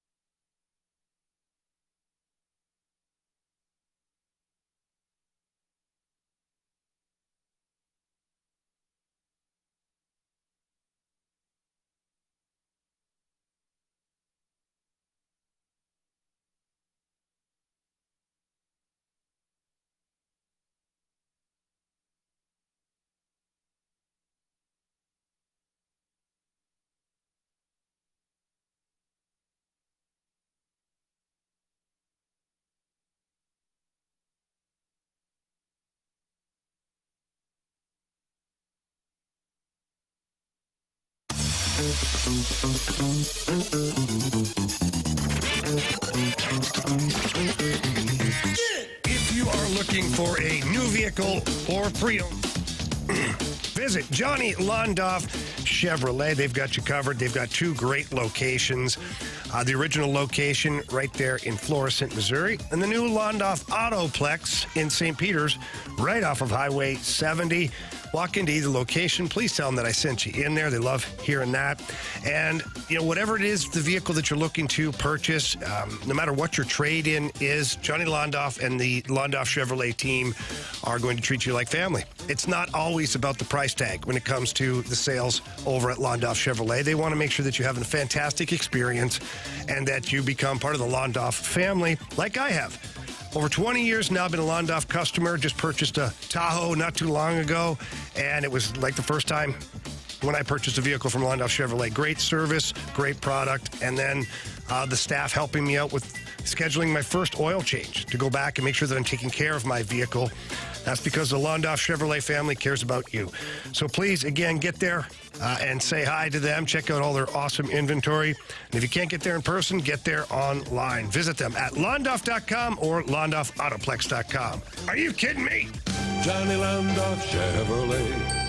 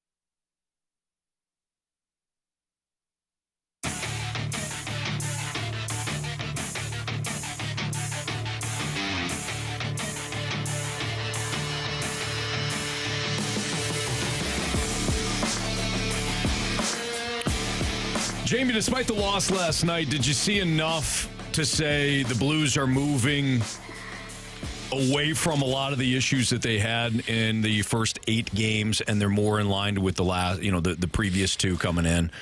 Or did you see a lot of the same issues that they had to start the season last night? Look, I think overall their game has improved. And, you look at the 2 games that they won against New Jersey and Montreal, they were playing a very heavy forecheck style, playing with pace, they were connected, all these things that you, as a coaching staff and as a fan, the things you want to see. Yeah. And to start the game last night looked very much the same. And then for pockets in the third, I felt like they had generated some good stuff as well. The second period, it is what it is. Like, you can't sugarcoat it. You can't put lipstick on a pig. It wasn't a good period for the Blues. The execution wasn't there. The neutral zone was pretty sloppy and choppy, and you spent way too much time in the defensive zone. So have they learned or improved? I'd say they keep moving the needle forward slowly. There's still lots of room for improvement, and you still have guys. Here's the thing, is you still have guys that aren't performing up to their potential yet, and you have a power play that's only scored 1 goal. Right now, that's a big difference maker. Like last night, if you score on the power play, that Buchnevich goal, one that gets blocked by Dylan DeMello, if you score that, that's a power play goal, and you're up 1-0. So that's like a double boost for your team because you haven't scored on the power play, and Booch has been a little snake bitten. Actually, make it a triple boost because now you're up 1-0. So you're playing with the lead. That could have totally changed the entire game at that point because you were all over the Winnipeg Jets. And if you put a goal in there, maybe you guys now, you really put your foot on the gas and bury the Jets. But you didn't. And your power play remains abysmal. Buchnevich is snake bitten still. And you can't come from behind to win a game. So you see how that could be just 2 polar opposite scenarios, all from one play. And I don't like a team to be hinging off of that. I'd rather see a team that it takes several plays to, kind of wear you down or break the team. And so do they have progress to make? Yeah, absolutely. For sure. And I think each individual on that team or behind the bench would say the exact same thing, that yes, they've got room to grow still. But what I'm liking is I'm still seeing compete out of a lot of guys. Compete doesn't necessarily win you hockey games. You have to put the puck in the net. But the team, for me, is giving a pretty consistent effort overall. So you mentioned Pavel Buchnevich, who again has been snake bitten. That's the term of the segment here. But Buchnevich talked last night about a chance that he had early on in the game, the one that got blocked. Here's what Buchnevich said, and it kind of builds into kind of the confidence and how it affects an athlete. Here's Buch. Well, I don't know what to say. Guy's creating chance for me, but I can't finish. I don't know. Hopefully one go in and that black line and for me, and I just have to play better, help the team. Now I doesn't create anything, doesn't really help the team, so gotta find a way. Let me tell you something. Pavel Buchnevich, by the way, there's no filter. What you hear him say is exactly what he's feeling in the moment. It's like he took truth serum as a kid and it's never gone away, which is a beautiful thing because he's got no BS to him at all. And I really enjoy him. His personality's great. He's a funny dude, but he wears it. And last night he was feeling negative because he hasn't been able to put the puck in the net. And you can see it, too, in his play. And that's one thing being down between the benches is you see a lot of the reactions, not just on the ice, but on the bench, too. And Buch is, hanging the head a little bit. He's disappointed. And I get it. He's a competitive dude, and he wants to score some goals for this team and help them win. Sure. But right now, confidence is low. And we've seen that with a few Blues guys so far in this early season. Like Torrey Krug last night got his first assist of the season, his first point. Now, Torrey Krug, I would argue, he's played well for you defensively. He's stepped up on the penalty kill. He's been an effective player, and so has Pavel Buchnevich, because Craig Berube was made aware of those comments, too, by Bucci. And he said, look, yeah, he's gripping the stick a little tight. The confidence isn't there, but he still does a lot of things away from the puck that really helped this hockey club win or compete in games. But Jordan Kyrou was snake bit, and you could see him. He was getting frustrated, breaking sticks. At one point there, Braden Shen was breaking sticks, and Robert Thomas for a while was upset. Like, confidence is it's a real thing, especially when you're heavily relied upon. So if you're a fourth liner and you miss a goal or you hit a post or something, I mean, that's gravy. You got a great scoring opportunity. You did something that maybe nobody thought you could do, is even get close to scoring a goal. It's nice to score, but when you're a $5, $6, $7, $8 million player and you're not performing and you know it, like, you wear it, man. It can drag you down to where you're not even thinking straight. And this is why I think a few times Booch has passed out of great scoring opportunities, because he's not feeling it right now. So it's important for him to get a goal here soon. It's important for Torrey Krug to get a goal. It's important for the power play to get going so the confidence starts to elevate a little bit. Can you shoot your way into confidence? I think you can. I've always been a firm believer on, guys that are offensive players, just shoot the puck. Don't worry about passing. Shoot. Like, at some point it goes in. Or at some point there's a rebound that somebody else puts in, and you get an assist on the play. And you feel better about yourself, feel better about your game. The biggest mistake that guys can make when they're struggling confidence-wise in hockey is passing it off to someone else to do their job. Sure. So if Buchnevich is coming down the ice and he's got a great chance to score a goal, but now he starts looking elsewhere, a lot of times, 9 times out of 10, it's not the best option. The best option is for him to bury his head and put that thing top shelf. So I would say for players that are struggling, shoot the puck more often. Is there anyone on the team that would say to, and not just Booch, maybe there's other players too that feel the same way, but hey, quit pouting and go and play your game? No, yes, but not in those words. Okay. If it's somebody who has not been competing, or they haven't been giving it everything, 200-foot game or whatever, and they're sitting there hanging their head or pouting or kicking the boards or doing that, that's when it happens. Oh, this isn't quit happening. being a friggin' baby. Right. You're not happy, go do something about it. But enough of that crap, that will get said. But when you have guys like Booch, even Kyrou and Thomas or Krug, guys that are out there, still competing and trying to create chances, and like they're trying to score goals and they're down on themselves, it's the opposite, man.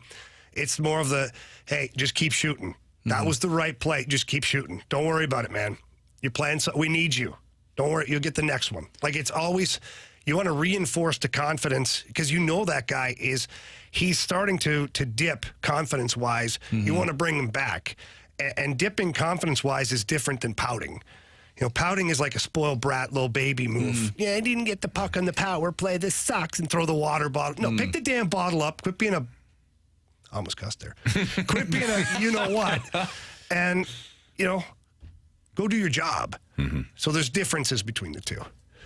It's Fastlane on 101 ESPN. That's how Jamie talks to Marsh and I sometimes at breaks, and it works. So, follow that advice. Makes me want to run through a wall. You're darn right it does. Yeah. Yeah. Just keep shooting, Anthony. I will. Just keep shooting, Anthony. I think one's gonna bounce right off your shin pad. It's gonna go in the back of the net. Thanks, Marsh. You know what I think? I think that if you clear it effectively and you angle the puck off of the boards or the glass, and you got that F1 streaking up nine route style, you're going to have plenty of opportunities. I have yet to see that. They had to clear it off the scoreboard last night, Anthony. You'd have been proud. I was very proud. I saw it. Yep. It's Fastlane on 101 ESPN. We are going to continue our Gauntlet Playoff Challenge. One man fell yesterday. Still got 9. Oh, yeah, Timmy boy took it, didn't he? 9 champions. 9 champions that are left. Will our next champion survive this time? We'll find out next on 101 ESPN.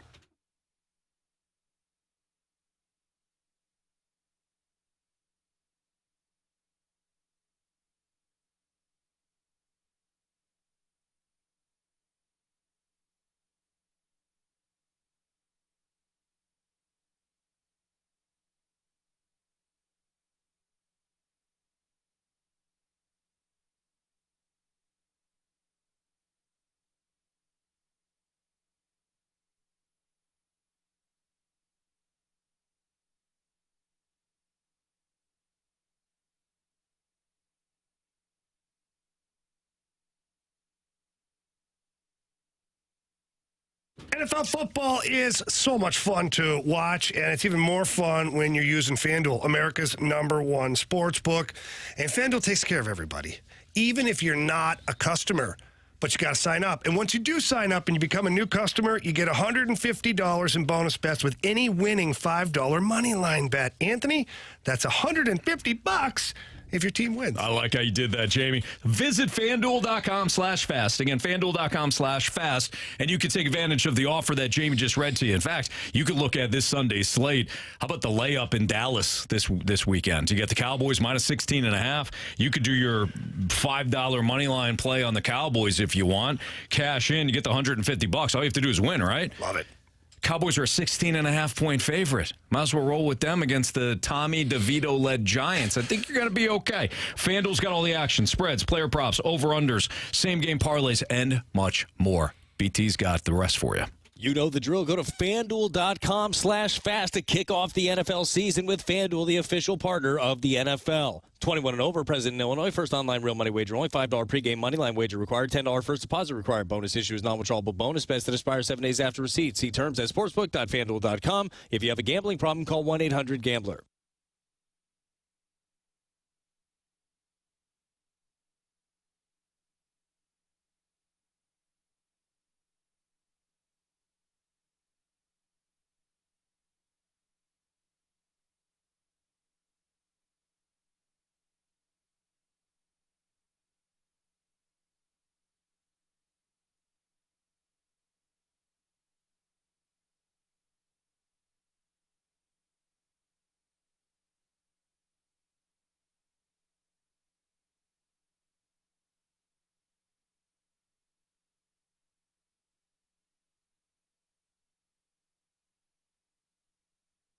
Hey, it's Kerry, and if your deck is in bad shape, then let me tell you about my friends at STL Design and Build.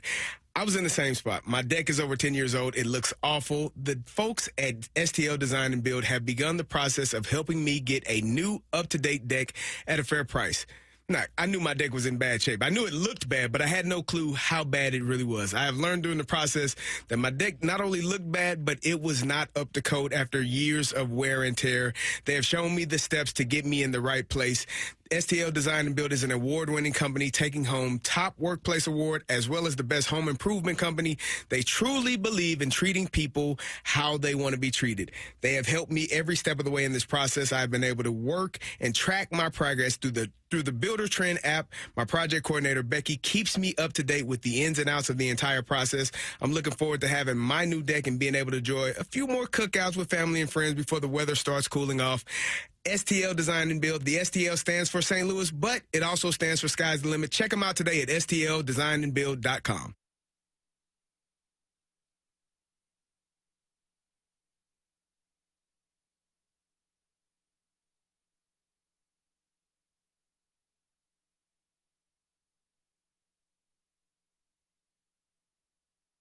Three warriors, 4 categories, 1 challenger. Can you master the gauntlet?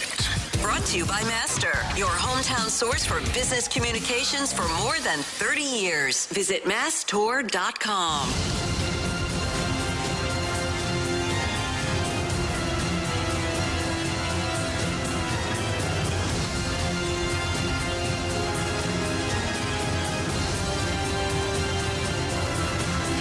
402, your time check is brought to you by Clarkson Jewelers, an officially licensed Rolex jeweler with Andrew Marsh, Jamie Rivers. I'm Anthony Stalter, and we continue our Gauntlet Playoff rounds. Mike is our latest contestant. If Mike wins today, he advances to the next round, so he'll have a little time off. But again, he's going to get past one of us today. What's up, Mike? What's up, gentlemen? Welcome back, my friend. Who did you beat to win your Gauntlet trophy? I beat Marsh. It was the infamous poisonous versus venomous. Oh, wow. Debate. Really? Oh, man. So that wound up, that went sideways, Mike. Yeah, it was a little crazy. Okay, so again, welcome back. Now, you have 2 options here. Your first option is to take on one of us. I want baseball. Okay, so you want baseball. So you're going to eliminate baseball the other 2 times, though. Does that make sense? That's correct. Okay, so you're going to take baseball, no problem. So that means the wheel will choose your opponent today. So go ahead and tell Marsh to spin that wheel. Go ahead, Mike. Marshy, spin that wheel. This is exciting. Who did he take on? He took baseball. Oh. So he chose the category. Wow. Okay, so the man you beat to win your Gauntlet trophy is in a revenge spot. It will be Marsh today in baseball. Oh. How do you feel about it? Let's do it, Marshy. There you go. All right, and this is 2 days in a row. 2 days in a row. Marshy's low-key good at baseball, too. Marshy's good. Marshy's good at life. So Marshy's pretty good at everything. He is. He absolutely is. Thank you, Mike. He's well-rounded. Thank you. Well, I'm going to head to the cone of silence. All right, you do so. There you go. So, can I get one of those, Anthony? Yeah, Jamie. Wait, I'm trying to talk and also do all this stuff. I'm sorry. I didn't mean to ask you to chew gum and walk at the same time. You act like I wasn't going to give you one. Like we haven't done this a million times before. Just give me the paper. Jeez. All right, Mike, you know the rules. You're going to get the same 4 questions, all baseball, that Marsh gets today. Each question's worth 2 points, unless you ask for the options. If you ask for the options, the questions are worth 1 point. Are you ready? Let's do it. All right, here we go. Question number 1. In 2005, Chris Carpenter narrowly edged out a 22-game winner to capture the NL Cy Young Award. Name that season's runner-up. So this is 2005. Carpenter edged out a 22-game winner to capture the NL Cy Young Award. Who was that 22-game winner? Dontrell Willis. Final answer. All right. Alrighty. Question 2. Corey Seager recently became just the second player to win the World Series MVP trophy for 2 different teams. Name the other star who achieved this feat. Reggie Jackson. Final answer. Okay, Mike. I mean, he wanted baseball. My goodness. He got baseball. All right. I can't even get the question out. There's no bonus for quick answers. I knew it was. We're good. You still don't know if you got him right, Mike. So let's just. Sounds pretty good. Sounds pretty good. All right, question 3, Mike. Cardinals icon Willie McGee turned 65 last week. What organization originally spent a first-round draft pick on Willie in 1977? I know this. It was the Yankees. Final answer. Alrighty. Last question. With 4 World Series titles, Bruce Bochy has now won exactly as many championships as Walter Alston and what other legendary manager? Ooh. Is it Tommy Lasorda? Or Johnny Mack? Give me the options. Is it Tony La Russa, Sparky Anderson, or Joe Torre? Well,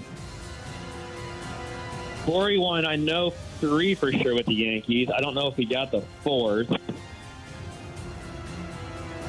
Who was the first option? Tony La Russa.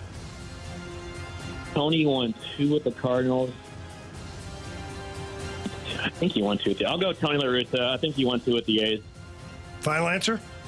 Final answer. All right. Mike, I was thinking, without looking at the options, I was thinking Connie Mack, too. So good thing you asked for those options. All right, let's bring back Marsh from the Cone of Silence. Mike, how you feeling? I feel pretty good. I don't know about the last one, but the other 3, I'm pretty confident. All right, we'll see how Marsh does today. Is, like you said, low-key good at baseball. Or maybe Jamie said we'll that. We'll see if Marshy's got his A game here today. Yeah. Marsh. Yes. How's the Cone of Silence? You're sitting there alone. Yeah, that was unfortunate. I was sorry to see that. Yeah, that's all right. Jamie, would you like to tell him? Oh, Marsh, you better pack a lunch, buddy. Well, yeah, I mean, like going up against one of the champions. And one of those big, igloo coolers. Mm-hmm. Oh, wow. Yeah. All right, Marsh, you already know this. Your category is baseball. Are you ready? I'm ready. In 2005, Chris Carpenter narrowly edged out a 22-game winner to capture the NL Cy Young Award. Name that season's runner-up. Ooh, 20.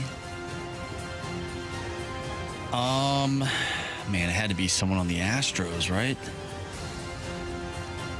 I'm thinking Roy Oswalt. Let's use the options though. If he's on there, I think I'm going with him. Is it Roy Oswalt, Dontrell Willis, or Roger Clemens? Ooh.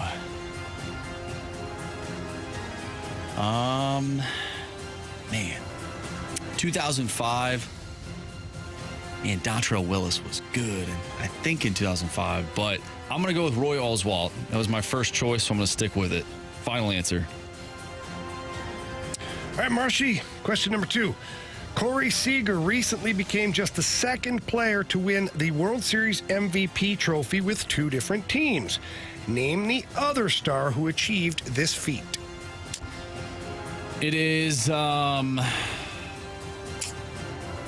jeez. I think it's Reggie Jackson. Final answer.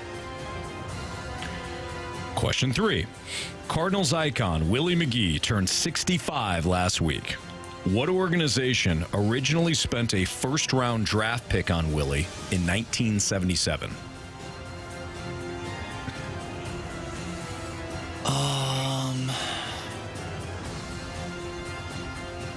Man.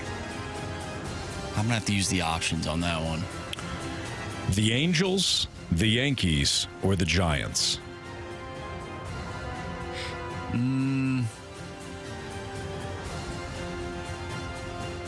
Let's go with the Giants. Final answer. All right, Andrew, final question of the day. With 4 World Series titles, Bruce Bochy has now won exactly as many championships as Walter Alston and what other legendary manager? I mean, Joe Torre. I think he won 4 with the Yankees, so Joe Torre, final answer. All right. Let's go over these. Mike, a returning Gauntlet champion playing in the Gauntlet playoff round. He chose baseball. The wheel chose Marsh. Let's go over these. Start off with question 2. Corey Seager recently became just the second player to win the World Series MVP trophy for 2 different teams. Name the other star who achieved this feat. Marsh, you said Reggie Jackson. Mike, you also said Mr. October, Reggie Jackson. Correct answer is Mr. October, Reggie Jackson. Nice job, guys. Neither of you needed the options on that one. So we have a 2-2 tie between Marsh and Mike. Cardinals icon Willie McGee turned 65 last week. What organization originally spent a first-round draft pick on Willie in 1977? Marsh, you said the Giants. Mike, you said the Yankees. Correct answer is it was the Yankees. And Mike didn't need the options. Wow. Oh, no. Mike with a 4-2 lead over Marsh. Oh, man. With 4 World Series titles, Bruce Bochy has now won exactly as many championships as Walter Alston and what other legendary manager? Mike, you said Tony La Russa. Marsh, you said Joe Torre. Correct answer is former Cardinals manager Joe Torre. Joe Torre won 4 with the Yankees, 96, 98, 99, and 2000. So we've got a tie game. Oh, no. It's all tied up, 4-piece. Why do I have a feeling I know what happens? In 2005, Chris Carpenter narrowly edged out a 22-game winner to capture the NL Cy Young Award. Name that season's runner-up. There will be no tiebreaker today. You guys have 2 different answers. One of you is correct. Marsh, you said Roy Oswalt. Took the options, heard Roy, and said, I'm going to stick with it. Go with the gut. Mike, you said Dontrell Willis. No. You didn't need the options for that. When we found out that Marsh took the options, we know that Dontrell Willis was an option. Jamie, who finished runner-up to Chris Carpenter in 2005 for the NL Cy Young Award?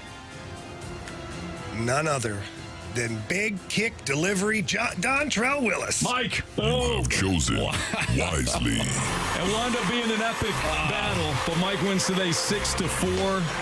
Good job, Mike. Marsh, I'm glad you got that Joe Torre question right because it kind of set up the theatrics. Mike, congratulations. So this is what's going to happen. You're not going to be back tomorrow. You won. You advanced. You survived. So you get to sit back and listen to all the other playoff winners, the rest of the 8, go through, and then you'll be the first one back for the second round. So congratulations, my friend. All right. Sounds good. Nice job. Way to go, Mike. Woo. Congrats, Remember man. Dontrell Willis, his delivery? Oh, yeah. Get the big leg kick. So he did not use the options. No. He didn't use the options for any of them until Tony. Okay, so I would have lost either way, even if I did. Yeah, you're right. Okay, I feel a little bit better now. Yeah. Yeah, because you used the options. And you said, Well, if it was... Yeah, no. Okay. Yeah, no. In fact, one of the questions, I didn't even get to finish it, and Mike answered. Mike got the first 3 right without the options. Yeah.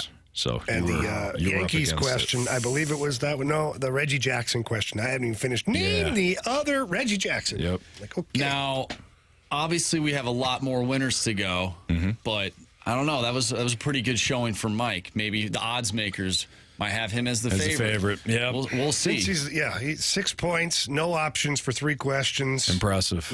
Yep, no doubt. And he did say Joe Torre, but he said, I don't think he got to the 4th one there. He said, I know he got 3. Yep. So Mike knew his stuff. But now here's the thing. Mike can't use baseball. No, and he won't face me anymore either. And he won't face you. So he'll take on either Jamie or me. So it'll be interesting to see. I wonder if they flip-flop it. I wonder if he takes a category again. Well, he has to. He does. He has to take another category. That was the route that he went in. Oh, okay. So that's how it goes. So we got to stick with it. Yeah, he'll stick with it. I like this. This is a lot of fun. All right, it's Fastlane on 101 ESPN. Derek Gould of the Post-Dispatch outlined 4 teams that would make sense for the Cardinals to trade with as they're looking for pitchers. We'll tell you which 4 teams those are next on 101 ESPN.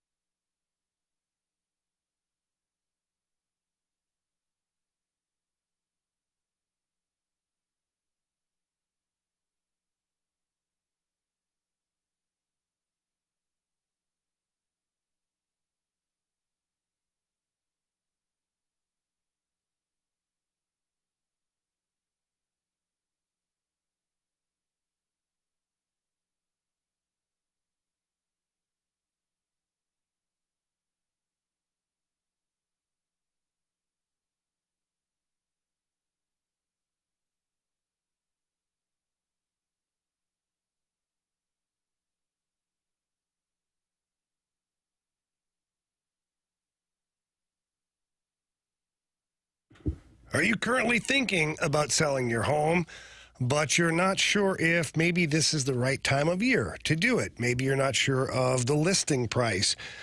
With the market going crazy here, up and down and all around, these are questions that can be stressful for home sellers out there, which is why you can't just trust the sale of your home with any average agent. You need the best. And the best is Gloria Liu with Your Home Sold Guaranteed Realty. And here's a couple reasons why. Gloria has certain options that help the sellers get to the closing table and get more money as well. And one of the options that I love is guaranteed sales from Gloria Liu, where she'll sit down with the homeowner and figure out the sales price and agree upon the sales price, and then she'll sell your home for that price, or she buys it herself. And she guarantees that in handwriting. And she also has the buyers, too. That's the biggest thing is you got traffic to your listing. She's got a database with thousands of buyers that are ready, willing, and able to purchase your home. And that's why you need Gloria Liu with Your Home Sold Guaranteed Realty. So give her a call. Tell that Jamie Rivers sent you in. That number is 314-325-6888. That's 314-325-6888. Or visit GloriaHasTheBuyers.com. Conditions do apply. Gloria and the seller must agree upon the price and possession date.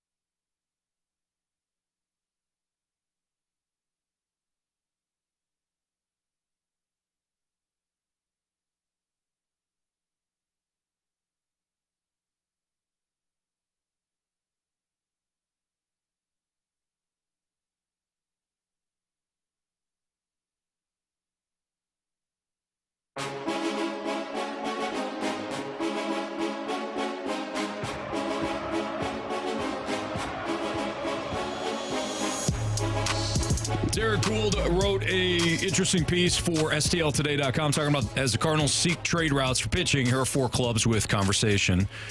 Starters. Nice play on words there. Very well Cardinals. done. Yeah, as the Cardinals look for starters. You get it. Jamie Rivers, Andrew Marsh, Anthony Stalter's Fastline on 101 ESPN. The first team he listed, the Yankees. Cardinals, Yankees at talks at the trade deadline approached about a deal that would help both teams as they slid from contention. Cardinals were looking for pitching. Yankees had a few arms at the Class AAA of interest. Yankees were exploring the market of younger outfielders, left-handed bats, and had been kicking around the name Dylan Carlson. So Dylan Carlson could be a potential fit for the Yankees.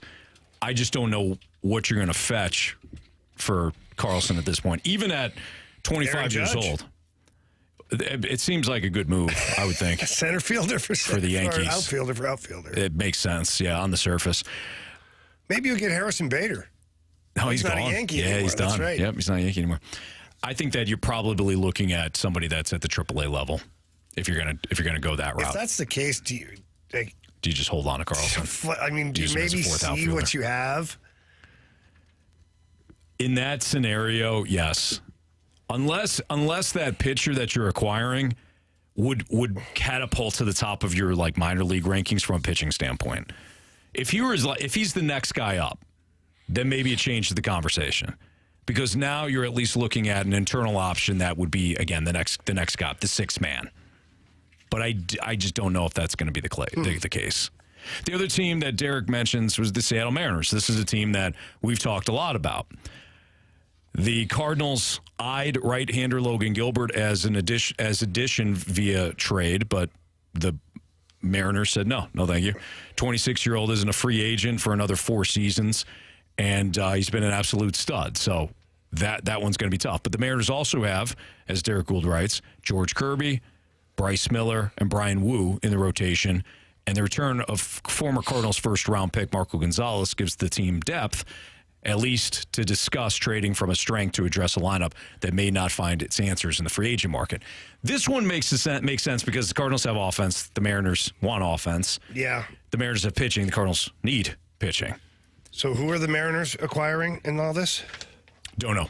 Yeah. He just lists that the Mariners would be a trade fit because of who they have. Again, Kirby, Miller, Wu. But they would be looking for pieces that you probably want to keep. The name that comes to mind is the one that you and I have talked about not giving up, and that's Nolan Gorman. Yeah. That would be Nolan Gorman. Young, power bat from the left side. That one's tough to give up, even with the back injuries. Because those are concerning. You could talk yourself, if you're the Cardinals, you could talk yourself into, if this guy has a bunch of back injuries, why don't we just go ahead and flip him now for the pitching that we need, and let the Mariners Gilbert, worry about it. I'd seriously consider it. Right, and that's not going to be the case. Who else would the Mariners be interested in? I mean, you'd really have to sweet. Can I tempt you with a Tyler O'Neill? He came from that organization. Have you seen this guy? I have seen this guy. Look at him. Never mind his injuries. Just look at him. Just look back. He's a mountain of a man. Yeah, you had him. You know. Yeah, he can bench press why they don't a whole have bunch him of anymore. Stop. So the Mariners make sense. All right, the other team, there's 2 more. The Toronto Blue Jays. Mama Rivers, Toronto Blue Jays. Yes. Team that the Cardinals had lengthy talks with a year ago about acquiring a catcher could also use some of its pitching depth to acquire offense. When the Cardinals engaged the Blue Jays a year ago about trading for a catcher, interest was predictable. It was Lars Nootbaar, the name that always came up, and Donovan to name 2. The Blue Jays have a formidable 1-2 punch in Kevin Gausman and Jose Barrios, and each signed a 9-figure deal. So those guys are set. Here's the name that's interesting, though, and it's the one, Jamie, that you have brought up, Alek Manoah. Yeah. Alek Manoah coming off a dreadful season. Awful. But he was in the top 3 2 years ago for the Cy Young, and he's 25. So if you look at it and say, you can look at it one of 2 ways. Either the fluke was 2 years ago when he nearly won a Cy Young and made an all-star appearance with a 2.24 ERA, or you look at last year as the fluke. The problem is you don't know what happened. You're not in the organization. You can speculate. Yeah, there are some things going on there. I'm sure the Cardinals have some sources that they can kind of, talk to and figure it out. Well, Paul DeYoung was there. Paul DeYoung for like a hot minute. Yeah. Maybe Genesis Cabrera will give you some information, or Jordan Hicks. Hicks might. I think Cabby will hang up on you. Yeah, probably. Yeah. Go chase yourself. Alec Manoah would be really interesting. But, okay, so what's that worth then? To you as a Cardinals organization, like the Blue Jays, that's tough to move on from a guy unless they know something we don't, right? And then they're like, that's fine. We'll take Alec Burleson. And you're like, wait, why was it that easy? Right. What happened here? Still, though, you would do that, right? Of course I would. That would be that risk. I mean, to give up somebody like that. So what's the threshold then? What's the puke point for Manoah? Because this is a real, I'm not giving up. Mark. I'm not giving up Newt. So God, no. So if the high end is Newt and the low end is Alec Burleson. Well, but I don't think the low end's Alec Burleson. I think, if you're the Blue Jays, when you're on the phone with these other teams, you're referencing the good year. What about Carlson? I would trade Carlson in a heartbeat for Alec Manoah. Absolutely. Two guys that have not. Alec Manoah did not pan out last year, but obviously he had, all that success 2 years ago. Dylan Carlson did show flashes early on, and then he's been injured, but he's also a young guy. That would be an intriguing trade. There's only one problem with that, though. You're going to have to try and get Dylan Carlson out of most cold, dead hands. I don't know if they're as cold and as dead as they were 4 years ago. Can you change on that? If they're cold, dead hands, don't you have them no matter what? No, I think Mo got to a fireplace or something and warmed them puppies right up. Are they warm, dead hands? They're not warm, dead hands. Yeah. That's an intriguing trade. It is. The more I think about it. I would do it if I'm the Cardinals. You have nothing to lose. You're trying to clean up your outfield as it is because you got too many, we'll call them options. You got so many options that it's just it's cluttered. And you take a flyer on a guy that, who knows? Maybe you get him here, you get him reacclimated. Yeah. Hook him up with our guy Izzy. Izzy talks to him, takes him out to Fast Eddie's for a beer. Man. Boy, you can see it all in front of you, can't you, Marsh? That sounds like fun. You see that vision. Yeah, I'll be a reclamation project. Yeah, no doubt. Entails. I like that a lot. The last team that Derek Gould mentions is the Chicago White Sox. And one of the bluntest comments to come out of Tuesday's media availability with American League execs, new general manager Chris Getz had the opinion of the White Sox. I don't like our team, he said. Oh, wow. That's straightforward. He also, according to the Chicago Sun-Times, described it as not well-rounded. So the White Sox, of course, have Dylan Cease. Dylan Cease you'd have to put in the same category as Logan Gilbert in terms of what you would have to give up. And the starting point would be Nolan Gorman and. Ooh, for Dylan Cease? Yeah, it's not a 1-for-1. It'd be Nolan Gorman and. You'd probably have to part with, some of the young pitching that you acquired at the deadline, or some of your young pitching that you've had within the organization to couple with Gorman, because you're getting Cease. Cease he's bona fide. Somebody right now that'd start opening day for you. So that trade, that one would hurt. There'd be a centerpiece and then a prospect package as well if you're the White Sox. Yeah. If he's talking about not liking the team because it's not balanced, what he's really saying is that we have holes everywhere in our roster. And if you're the White Sox, you're not interested. You're interested in young cost control players at that point. Anthony, I have a quick one for you. Sure. This is our guy BK, who's active on the old Xbox/Twitter. He says, would you trade Tyler O'Neill? Yes. For Shane Bieber? Yes. My gosh. If you're the Guardians? Well, here's the thing. Now, BK never puts something out there without some kind of number to support this. Mm-hmm. The outfield home runs by a team since 2020. The Cleveland Guardians, 30th in Major League Baseball with home runs from outfielders. Mm-hmm. So maybe you could tempt their tummy. Look at our guy Tyler, a little maple syrup for you there, guys. I don't think that'd be a 1-for-1. Cleveland, weather's kind of like Canada. He'll be fine. Mm-hmm. Yeah. You don't think they do that one for one? No. I don't think 9 home runs is going to make them jump up 15 spots. No, but 40 does. And if you look at the way that the tweet is laid out, I think that he's being sarcastic. 40 home runs. Really? What did he have the one year? 140. I think he had 44, didn't he? No, did he? 34? He had 34. 34. Yeah, okay. I knew there was a 4 in there. That was the only game that he has played more than 100 games. See? Jeez. He's feeling good.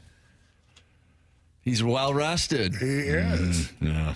All right, it's Fastlane on 101 ESPN. Don't forget, we have Craig Berube coming up in 15 minutes. We'll talk to Chief about last night's game and some of the other aspects surrounding your St. Louis Blues. Will the Cubs be the most aggressive team in free agency? And how will the Cardinals handle their offseason if that's the case? We'll talk about that next on 101 ESPN.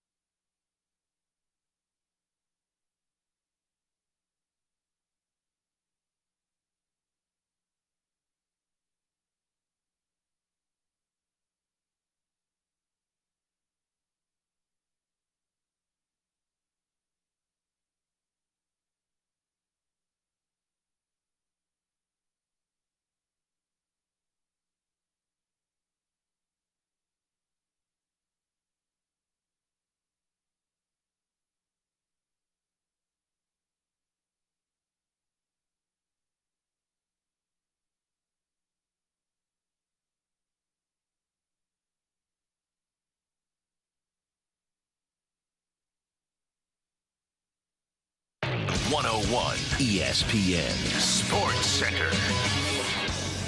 I'm Andrew Marsh. It's time for a Sports Center update driven by Johnny Londoff Chevrolet and Johnny Londoff Autoplex. The Blues looking to bounce back after losing to the Jets 5-2. They'll be in action tomorrow night taking on the Arizona Coyotes. Pre-game for that one starts at 6. Puck drop is at 7. You can catch all the action right here on 101 ESPN. We'll talk with Blues head coach Craig Berube coming up here in about 10 to 15 minutes. Talk about last night's game. And we'll also dive into last night's game with Jeremy Rutherford, our Blues insider, in the 5 o'clock hour. So make sure you tune in for that. I'm Andrew Marsh, and the Sports Center update is driven by Johnny Londoff. Find new roads and shop 24/7 at Londoff.com and LondoffAutoplex.com. Are you kidding me?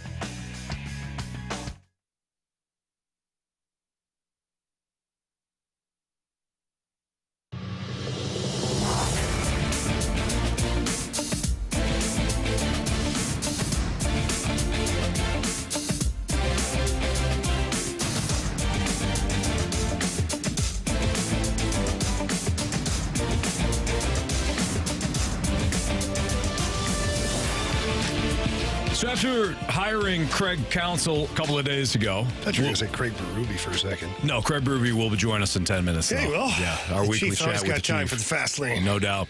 No, since the Cubs signed or hired Craig Counsell a couple of days ago, will the Cubs to be the most aggressive team in free agency? How will the Cardinals handle the offseason if they are? The Cardinals have to be aggressive regardless of what the Cubs do. That's just the bottom line. I feel like we have this conversation each and every offseason where it's like, hey, what if the Cubs do this? What if the Cubs do that? Fine. The Cardinals need to be aggressive. They've got to improve upon what they have. And last year, they didn't do that. They signed Willis Contreras. Willis Contreras met a need. You didn't go above and beyond. You still knew you had pitching problems. Mo always admitted that. Mo always said, well, in his own way, he said, yeah, we kind of thought basically the pitching could be volatile. Yeah, I'd say so. It blew up. What gave him that indication? He said it before, well, we thought. Here's my read on it. The Cardinals felt as though that the offense would be great, the pitching will be just good enough, and if we need to acquire some pitching at the deadline, a la Jose Quintana, Jordan Montgomery, we'll do that. And instead, you didn't even get to the deadline in contention. So much so you were a seller. It's a loser mentality. It's a loser mentality. You didn't get to May in contention. You didn't get to May. They didn't even, April was terrible. It was awful. It was over before terrible. It started. It was. Don't rely on the deadline. We didn't even make it out of Ballpark Village before the season was over. No, you're right. You're absolutely right. We should have known, too. As soon as we were driving away from Ballpark Village after doing the show, and as we were listening to it on the radio and listening to the bullpen blowing up, we're like, something's not right here. Well, at least you got to listen to it. I watched it happen. I stayed around. Oh, Marsh. It was my birthday. Yeah, it was. Happy birthday. Your Cardinals are going to Marsh stink. celebrated. He did. He celebrated. He Yep. sure did. Yeah. It doesn't matter what the Cubs do. It doesn't matter what the Reds do. It doesn't matter what the Pirates do. It doesn't matter what the Brewers do. You have got to be aggressive to not only fill your needs, but to plan somewhat for the unexpected, such as injuries. What do you got, Marsh? This is from Katie Woo's article on The Athletic, and this is what Mo said. He said, we react to the pace. But again, the way we've entered these meetings, we want to be prepared. If someone needs an offer, we might be able to do that. If someone wants to take time and understand their market and where that's going, we can be patient there too. So before that, he also said a lot of times teams don't necessarily dictate the pace. So are they reacting to this pace of how the free agency will go, or will they be aggressive right off the hop? So I think what Mo is saying there, without saying it, is that we're not in control of that. Mm-hmm. We're not in control of the agents setting a certain market with their clients. For sure. It's out of our hands. But he's not saying it's out of our hands. Instead, he chooses, to Jamie's point, and this has been Jamie's point for years now on Mo, he chooses a more complicated way of saying it, in which you, as the fan, Marsh, and I don't blame you, you start to think, you're just going to wait around then. You're not going to be aggressive. I don't think that's what he's saying. I think he's saying it's out of our hands, but we're going to be if they want to see how this market plays out, we're going to be fine with that as long as we're still in the mix. That's what I'm reading from what Mo just said. Yeah, so what he said and, kind of what I'm wanting are probably two different things for obvious reasons, but I think the Cardinals will be aggressive right out of the gate. Now, they may not be aggressive towards the Aaron Nolas and like that kind of thing. I think they'll be aggressive in wrapping up that number 3 starter or number 4 starter. And I know it sounds crazy, but I think Mo will look at it as it's not a lot of money. We need pitching anyway, and we need to get after it before we're sitting there with no chair and the music stops. Yeah, I see what you're saying. So I think he'll come out. It'll be a Gibson, a Gibby, or not even. He's probably going to be Bob Gibson. That'd be great. Yeah, Bob Gibson. No, what? How do I forget his name? Kyle Gibson. Kyle Gibson. Gibby's a great guy too. I always forget. That's all right. You're all right. What the hell's wrong with me? I've done it. But even Gibson might be above the money threshold that I'm talking about. I'm just talking about that number 3 or 4 starter. It's going to cost you 12, 13 million, maybe. Jamie. What? I think you're spot on. You know what I'm envisioning right now with you saying that? The David Perron situation from the Blues offseason. The same offseason that and I'm not saying the Cardinals are going to get their equivalent of Ryan O'Reilly. It was Tyler Bozak was the first one. Was it and then Bozak? David Perron. And Blues people fans lost their friggin' minds. This is all they're going to do, huh? I can't. Tyler bleeping Bozak? Yeah. David Perron again, huh? Meanwhile, both those guys are awesome. Yes. Now, in Cardinals and Blues fans' defense, I don't think a Ryan O'Reilly trade is going to happen. But what I see happening is exactly what you just said. Them signing like Waka because it's one of those things. They need 3 guys. So let's get this guy. He's interested. Price is right. Let's bring him in. But Cardinals, there's going to be a lot of Cardinals fans that are going to say, this is the big move.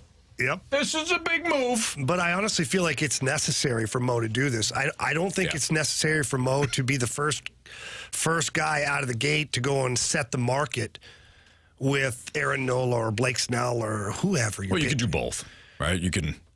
Well, you can, but I don't want to. I don't think the Cardinals want to be the ones to set the market. I got you. I think the Cardinals like to sit back and watch the market get set on the high-end guys while, taking care of the mid-tier guy. Like they know it's in this price range. It's not gonna fluctuate that much for Michael Wacha. Right. But Aaron Nola might get an extra year at $35 million that we weren't anticipating. Or, you know what I'm saying? Sure. Didn't they do that last offseason and then they were shocked that the market was so high? They did, but they didn't do any dirty work before that, though. That's the thing. No. They did nothing. No. Yeah. Then they just said, just give it all to Wilson Contreras. They might as well said we give up. Yeah. That's Jamie Rivers. I'm Anthony Stalter. Chief is going to join us next. We'll talk to the Blues head coach, Craig Berube. Our weekly chat with the Chief next in the Fast Lane on 101 ESPN.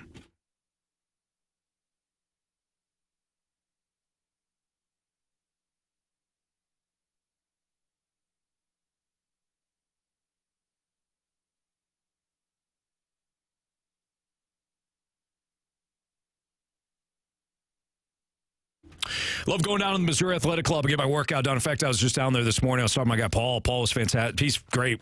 Personal trainer down there. The trainers are outstanding. They do personal training. They do classes when it comes to fitness. And then if you want to expand a little bit more, maybe take classes when it comes to tennis or golf or squash. They've got it at the Missouri Athletic Club. On top of the fact that you can involve your family, whether it's trunk or treating or, breakfast with Santa or an Easter brunch. They've got it all at the Missouri Athletic Club. So whether you're an individual and you're taking advantage of some of the amenities or you bring your whole family down, the Missouri Athletic Club, man, it's a great spot. That's my IBC.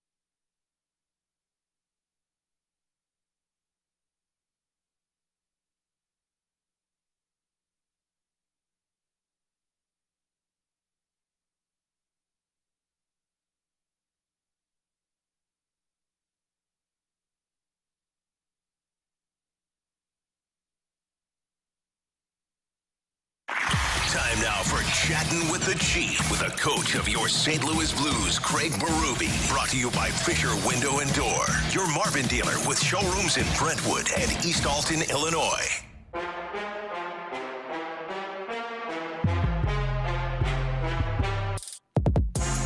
It's a Fast Line on 101 ESPN. Jamie Rivers, Anthony Stalter, and let's head to the 101 ESPN Celebrity Line. We're joined by the head coach of your St. Louis Blues, Craig Berube. How you doing, Chief? Good, guys. How are you? We're doing good, Chief. I know that a lot of people are waiting for us to talk hockey, and we'll certainly get to it. But I am fully on the Ravens bandwagon with you, Chief. If you got room, I'm all in. I picked them along with Jamie to go and represent the Super Bowl in the AFC. So I'm right there with you with Lamar. Yeah, they're playing well. I like them too. It's a pretty tough game this week against the Browns. Browns are a pretty good team defensively, so it'll be a tough battle. But they've been playing good football, all around, defensively and offensively. Darn right they have. Yeah, they have. Absolutely. Chief, what do you think? Do you think the offensive coordinator changed things around for Lamar, unlocked something for him? Well, obviously, I think it's just a different system that they're running this year than they normally do. So obviously, that's part of it. I think, just something a little different. I think they're still a power football team. They run the ball a lot, but Lamar seems to be, has, I don't know if it's more freedom or what. He's finding guys more with his arm and using his arm a little bit more. Different things in that aspect, I think, more than anything. But, I'm not there. I don't really know exactly what's going on. No, you're spot on, though. Lamar has looked fantastic, especially in the passing game. Chief, tough one last night. I thought that your guys played very well in the first period. I thought they started fast, and you could have been very easily looking at a 2-0 lead as opposed to a 2-0 deficit. What did you see in the first period? And then after that, what went sideways for you guys? Yeah, you're exactly right. I mean, our first period was excellent, too. I think that we came out with, a good mindset of going to work and being physical on the forecheck and just that hounding mentality. And we rolled through it. We were going really well. And we got that penalty, and we didn't kill it off. We had a missed coverage on that play, and they scored. And then, we just kind of a wall battle on the second goal. We lose it, and they scored again. But, we got one back going into the second period. I thought, for me, I thought we're going to come out and do the same thing as we did in the first. Just, make it a three-quarter ice game against these guys and really put the pressure on their defense like we did in the first period. But it was the other way around. I mean, they did that to us, I thought. They attacked us with speed, and we turned pucks over in our own zone. Never really had any clean outs. Weren't clean through the neutral zone. And when you're not clean in those areas, you spend too much time in your own zone. Even though we had some good looks in the second where we could have scored, maybe tied it up, but that wasn't the case. But for me, we just, we didn't get that momentum back that we had in the first period. Hey, Chief, how hard is it, or better yet, as a coaching staff, how do you handle players that might be frustrated? Because, Pavel Buchnevich, he's had some really good opportunities here recently. And, look, I love Buchy as a player. He brings so much to the ice every single game. But you can see the frustration in his face. And, just telling him to, score more or do better is not going to cut it. So how do you guys handle that as a coaching staff to keep him going because he does things so well? Yeah, and I think it's part of the process is like, you talk about some of the chances he had, and he could have finished on them. That makes a world of difference, obviously. But, his work ethic, right, for me, and I've talked about it before, has been very good and noticeable, on our team this year. I think, again, last night, his work ethic and his tenacity on the forecheck and the hounding mentality he's having, he's playing good hockey, in my opinion. I know he's not producing like he wants to or we need him to. We need him to produce.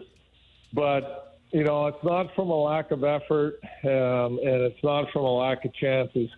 I think, for me, talking to him today, he's just got to stick with the process and keep doing what he's doing. And yes, there is things that, as a whole, with our whole team, that we can still do better offensively. And that's some of the things we talked about, where we can get a little bit more, ice and freedom out there to create more looks and more scoring opportunities.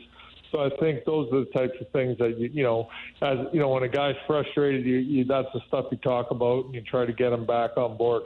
On the flip side, you got a guy in Robert Thomas that scored 4 goals in 4 straight games. It looks like he's choosing to shoot the puck first a little bit more. What are you seeing in his game? Yeah, for sure. I think that's a big part of it, is using his wrist shot. Like I talked before about his wrist shot, it's really improved, in the last year, I think. It's a dangerous shot. So he's been using it for sure. And what he's doing is he's getting off the walls and getting inside the dots. If you look at all of his goals, he's getting off the walls, getting inside the dots, and giving himself some real good shooting angles. Coach, your power play, look, it's struggled. There's no secret to that. You guys got 1 goal this season, but I do feel like the looks have been getting a little bit better here in the last couple of games. The Montreal game, you didn't get a power play. But, what are you guys looking to do as far as an approach right now to keep the guys on board here?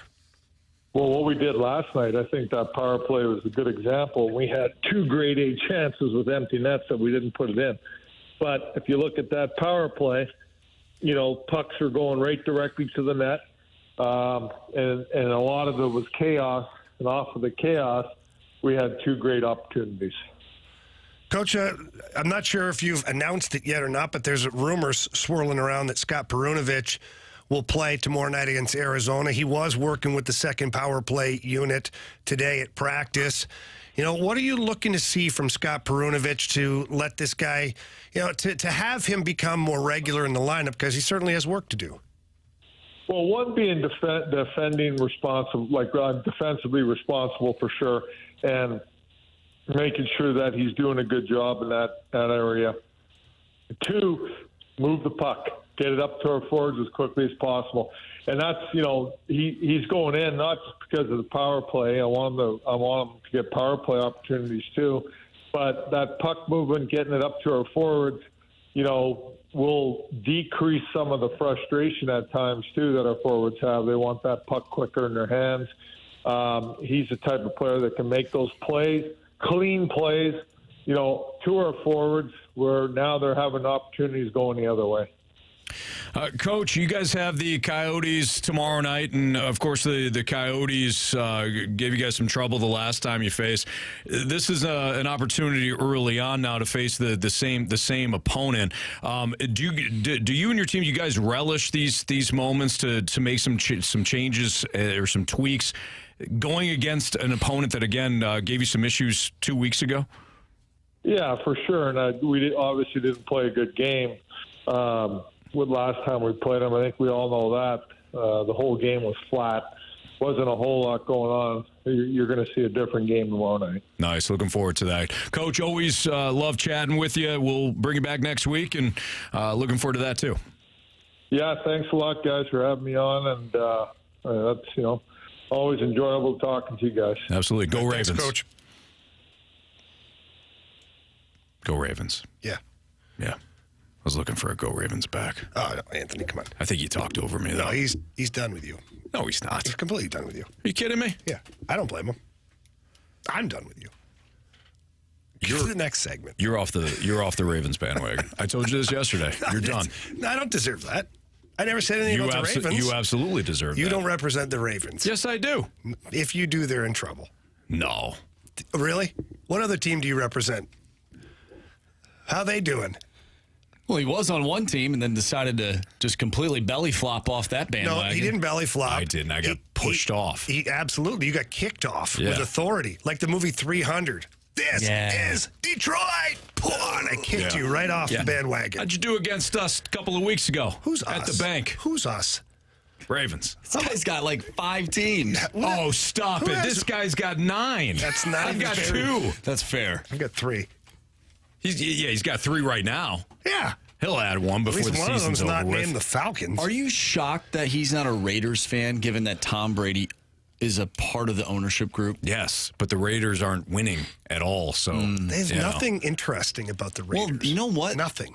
They used to be animals and savages and There's nothing, nothing remotely interesting about the Raiders They're at smoking all. cigars in their locker room after Nothing one at all. win. The only thing that's interesting is why a billionaire has a haircut like that. That is the only thing that is interesting about the Raiders. When you're a billionaire, you get whatever haircut you want. Yeah, but why that one?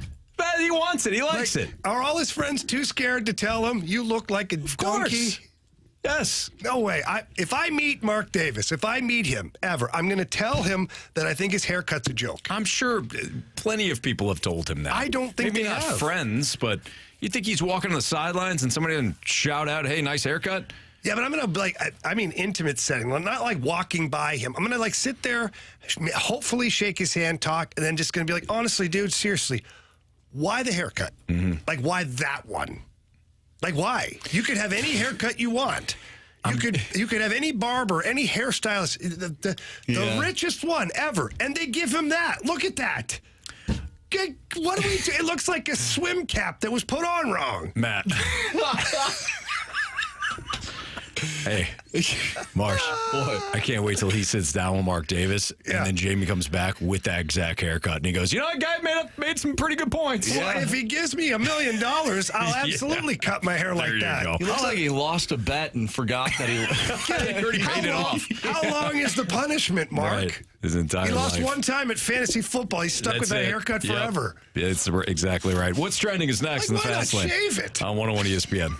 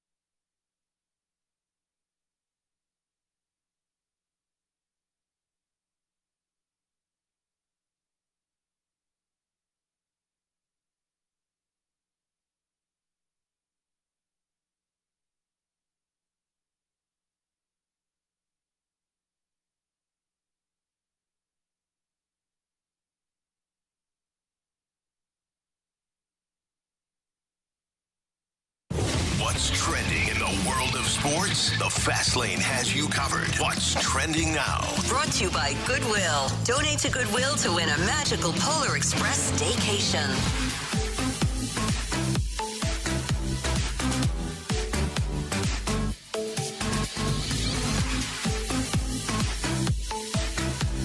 Welcome back to the Fast Lane here on 101 ESPN. Anthony Stalter, Jamie Rivers, I'm Andrew Marsh, and it's time for What's Trending. Guys, what is trending? 58 seconds ago, Jeremy Rutherford tweeted out at Anthony Stalter, at Jamie Rivers, that he's joining the Fast Lane at 5:15. Well, I guess it just picks his own time now, huh, Jamie? Babe Ruth. He just calls his shot. Wow. He's the Babe Ruth of writers. This guy since 3:30. We've been waiting for this guy. Unbelievable. Yeah, sure, JR. Just come on. It's 5:15. Presumptuous, to say the least. Looking forward to talking to our Blues Insider with The Athletic at 5:15. I talked to JR about the Metallica concert the other day. Yeah, you went with... Did he go? He went with Jamie. Right beside me and our friends. Oh, yeah. Well, let JR describe a night beside Lefty, which is my buddy's name. I'm very interested. Lefty Grove? No. Lefty Grove. No. JR, I think JR had a fun night. Well, good. Yeah, we'll lead with that. All right, guys. St. Louis City SC head coach Bradley Carnell is the 2023 winner of the MAC Sports Personality of the Year. I saw that. How In about fact, that? I got my Diamond magazine from the Missouri Athletic Club, and his face was all over that thing. Congratulations to Bradley Carnell. Yeah, it must be great. Have a good regular season. Come on. Jamie. Oh, come on. If it was the Cardinals, people would be losing it right now. It was a great regular season. But we don't care about that. It's just, No, Jamie's absolutely right. We're going to get this thing done next year. Yeah. Okay. Congratulations. But let's go. Let's build off of this. Okay. If we're going to hold everybody else accountable here in St. Louis, we also have to hold the soccer team accountable. So congratulations for just an epic regular season this year. But we want chips. Yeah, right? we do. Fire up chips, too. Oh, they lost last night. Went to Western. That's not it. Did they play? He lost that game, and you were like, they lost to the Broncos? Fire up chips. You were like doing the whole dance and everything. It's embarrassing now. You know what, Jamie? What? I've had enough of your crap, okay? All right. You want to crush some of my other dog bleep teams, that's fine. But when Central loses to Western in Central Western Week, it touches a little too close to home for me. Listen, all right? I don't know where it touches you, but Right in the feels. You were all over that game. Yeah. I'm like, who would you take in that game? Oh, chips. Yeah. Central Michigan. He was like it was a lot. Yeah. Well, it was what am a I lot. going to say, Western? No, but you could I'm have not a paused. filthy Bronco. You didn't have to say anything about that. You could have paused, give a little thought, and thought to yourself, because, the Anthony Stalter I know likes to, thoroughly go over the possibilities. Don't the you pros, gaslight me. I'm not gaslighting you. I'm trying to compliment you, quite honestly. But if you don't like that, then fine. When have you ever complimented me? I compliment you all the time, Anthony. Without a crab sandwich mixed in? Marsh, you've heard it a couple times. Been a few. Yeah. Here and there. All the time. Go on. Yeah. It's not your fault you can't remember nice things. I hit my head a couple times. Yeah, and you hit your head yesterday when you were firing up chips like nobody's business. And then you led me. I almost put money on this game. I was hustling to the ill side, trying to get money on the game because Anthony was firing up chips. And then they get the brakes beat off them by the Broncos. Fire up this is what they were saying. They were winning in the third quarter. So they blew it. Kind of. They were a third quarter. They're a three-quarters team. They're awesome. You know what? It's all coming to me now, Anthony. Right. There's a common denominator here. They were down 14-0, and then 21-7. They actually came back. I feel bad for Ravens fans. No, seriously. I might jump off. No. Chief. Well, you're not. Don't let him on. Speaking of the NFL, I feel like there's something new coming out about Josh McDaniels every single day. Now, I'm not too sure if this is one of those Jamie reports where it could or could not be real. Most likely not real. I like your tone, Andrew. This is from former Denver tight end Nathan Sirius. That's his Twitter name, Nate Jackson. He has 7.2 thousand followers and the author of Slow Getting Up. Fastest swimmer in the history of the NFL, so he has a little bit of credibility. What did he say? Swimmer. What are we going to get? His height He likes Apple Jacks in the morning, and rumor has it, this is according to this Nate fella, that Josh McDaniels traded Peyton Hillis when he was with the Broncos because McDaniels thought his wife was attracted to Hillis. So he eliminated a threat, potential threat. Doesn't he not know that she can still travel? Like, if she wants to, she will. That's just the bottom line. Josh McDaniels is... I don't believe that. There's no way. This is another quote that is attached to this tweet. After trading Cutler, Josh addressed the entire team and said, fellas, don't worry about the quarterback situation. I can turn a high school quarterback into an all-pro.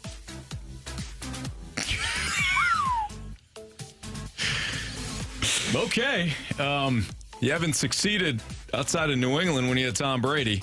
Did he really turn him into anything? Tom Brady was pretty good going into the NFL. That's correct. I know he wasn't a high pick, but he was still a pretty adequate quarterback playing Division I at the University of Michigan. Right. And but McDaniels didn't get to New England until well after Brady was established. That's a good point, too. So, granted, this is all alleged. This is from this Nate tight end, fastest swimmer guy. Yeah. But he seems pretty credible. So. All right. Let me ask you this, guys. Is there a story that comes out about Josh McDaniels that doesn't, like, I could see it, that doesn't make you feel, you know what? I could see that. I mean, the fortune cookie one was pretty. That was pretty outlandish. But you gave it a little bit of. You're like, I could see it. Well, I mean, it'd be pretty funny if it happened, right? But yeah, I don't know. You can't trust anybody these days. No, Jamie, do you hear that? Don't be going on Twitter and trusting everybody these days. Okay. It's a very trustworthy website, especially now that they eliminated like blue check marks for credible people. Mm-hmm. It's great. Oh, everyone can have a blue check mark now. Everybody. Your money's good here. Mm-hmm. All right, it's Fastlane on 101 ESPN. According to our guy Jeremy Rutherford, he will be joining us next in the Fastlane on 101 ESPN.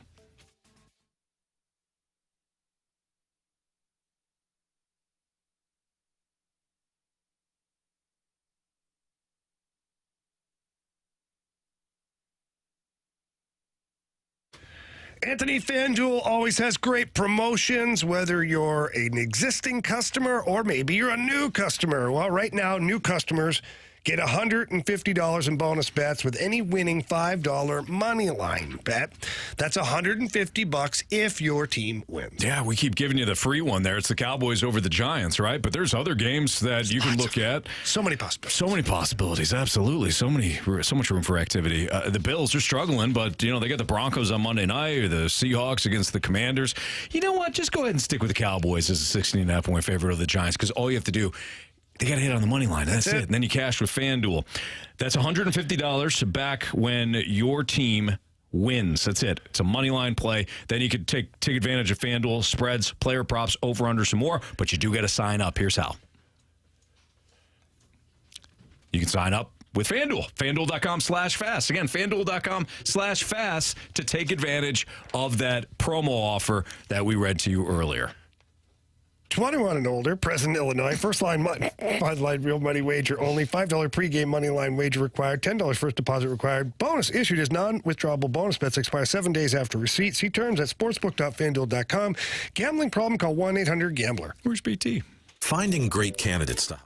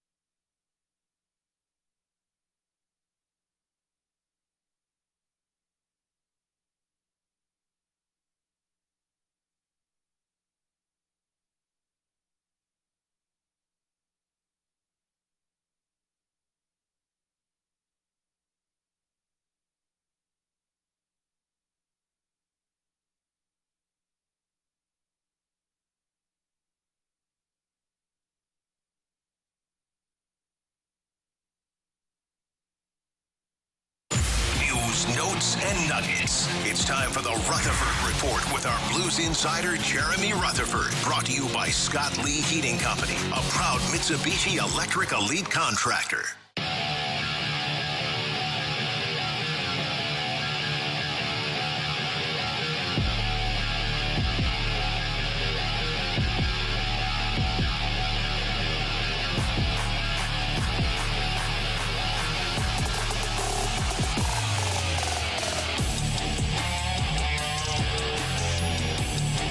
It's the Fast Line on 101 ESPN. Jamie Rivers, Anthony Stalter. Let's head to our celebrity line. Our 101 ESPN celebrity line. We're joined by Jeremy Rutherford of The Athletic. You can follow him on Twitter at JP Rutherford. What's up, JR?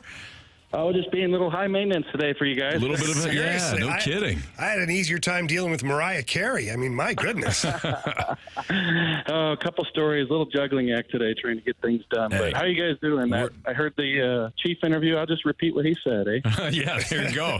Not a bad start. But actually, we wanted to ask you. So, Jamie mentioned that you guys attended the Metallica concert on Sunday. How'd that go? It was a little smushed, let's say that, in the row where we were at. Jamie brought a friend that was a large individual, he says. Yeah, well, you guys wouldn't know, you're not big guys, but when you walk down the aisle that you're seated at and you kind of, okay, there's my seat there, and you see Jamie's buddy who's like 7'2" and 330 pounds chiseled, it's like, okay, let's see how this goes. Funniest part was Lefty is his nickname. And Lefty and I were sitting side by side, and my girlfriend was on the outside, and his wife was on the outside. And then we were like smushed in. And so I said, "Well, hang on." I go, "Let's put the girls in the middle, and we'll be the bookends." Mm-hmm. I didn't know that JR was going to come marching down the aisle after sitting next to Lefty. So they were sandwiched in there and jamming away. Listen, if you're going to go see a Metallica concert, you want it in an intimate setting, and you got that, JR. Nice job. We got it. Yep. We got it. Yeah. Lefty and I became quick buddies there. I bet. So last night, unfortunate because you didn't build the momentum that you had from the previous two games, JR. When you look, are you concerned as just a reporter, even just from a reporter standpoint, are you concerned about the offense, the lack of explosiveness offensively? Yeah, I think so. Even though they scored the 10 goals with 3 empty netters, so 7 goals in the 2 games, that was great to see finally. But I think you still have to have a little reservation on what we've seen. I think you look at Robert Thomas. Gosh, wrote about it the other day. Chief just talked about it. He's really shooting the puck. It looks great, but I think, what does he have? 1 primary assist? I mean, that's the guy that you have to have set up people, and I'm not putting that on Robert Thomas. There's guys at the other end of those passes that have to finish. We saw a couple of those not get finished last night. Buchnevich scuffling for a while there. Kyrou, Shen were scuffling. And so I think, we have not seen the explosiveness of the offense that we know can be there at times. Not all the time, but sometimes. JR, when you watch guys like Pavel Buchnevich and the struggles that he's having right now, what do you see in his game? Yeah, I just feel like his overall game is so great that, he's going to score 30 goals, I think, most years. But he does so many other things that, like Chief said, you like his game and you like the way he's playing, but he has to be one of those guys that finishes. And so for last night, for his chance not to go in and him to come out and say that I'm playing bad all year, I mean, that's who he is. He's honest. I think he'll get there. I mean, it is an eighth of the season here when you talk about Pavel Buchnevich not doing much offensively. But it's just the track records there. And, like Doug Armstrong and Craig Berube usually say, the numbers will be there at the end of the year. He'll get there. But I think that right now he looks like he lacks confidence. He looks like he doesn't feel like he's going to get the job done. On the flip side of that, you got Robert Thomas. Robert Thomas looks like he's a confident player again. When you look at Robert Thomas, the first 8 games, though, JR, was it just simply a lack of confidence? Do you think something else was going on?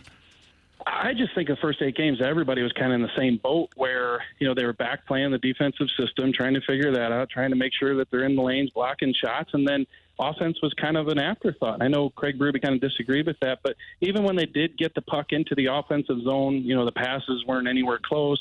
A lot of missed shots, and we don't even need to bring up the power play scuffling, but that's kind of part of the offensive woes. But now what you see in Robert Thomas, I think he's been one of the better ones here lately. Obviously, the 4-game goal streak is that he's shooting the puck, and that's what I wrote about the other night. Is when I sat down to write that story, and you think about what goes in the first paragraph, and you think that, wait a minute, the Robert Thomas that I would have seen in the past few years, he would have brought that puck into the zone, he would have skated in circles, he would have cycled it, which is great. But sometimes you just got to get to the net and shoot the puck. And I think that's what he's doing. He looks great when he's got the puck and he's got a shooting lane. Now, we couldn't always say that about him. I think, like Chief said, the wrist shot, it just looks great. Some work with Adam Oates this past offseason. Talked to Thomas about that the other day. Looks like it's paid huge dividends. JR, it looks like Scott Perunovich is going to work his way back into the lineup against the Coyotes. For you personally, just watching the game, what do you want to see from Scott Perunovich?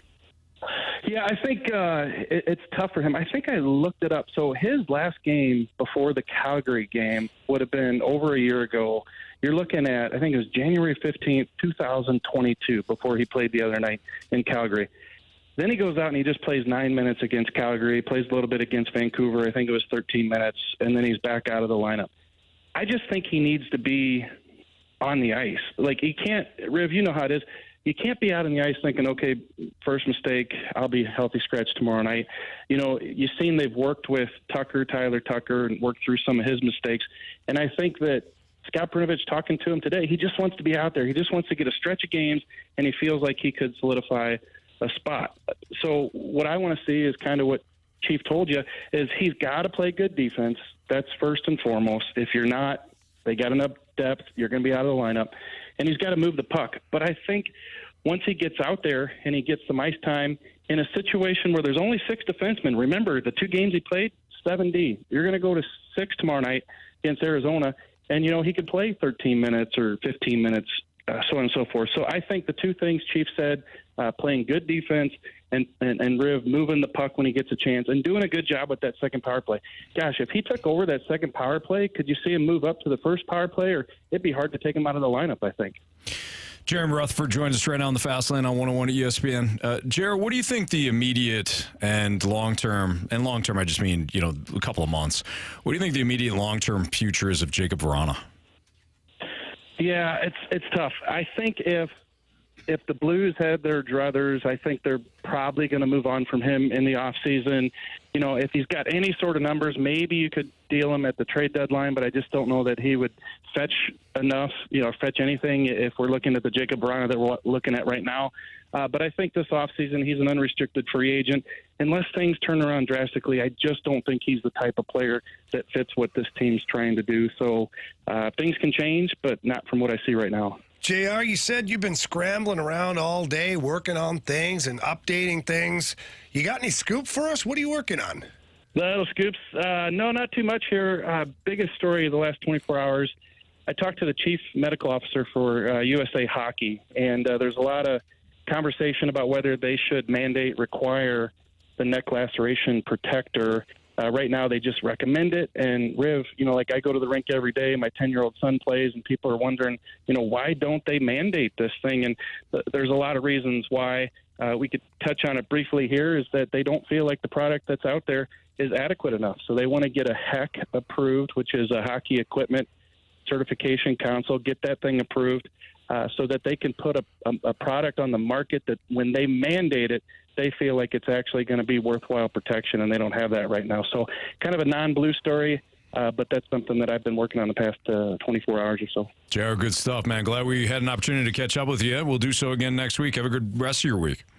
Yep, sounds good, guys. Thanks. Thank you. That's Jeremy Rutherford here in the Fast Lane on 101 ESPN. Again, at JP Rutherford is where you can follow him on Twitter. And, of course, he's got fantastic looks at the Blues, different angles and things like that at The Athletic. We have our Sports Six-Pack next, 314-399-9646. That's the Air Comfort Service text line. So if you got a question for Jamie or I, great, send it in, and we'll answer it in our Sports Six-Pack next in the Fast Lane.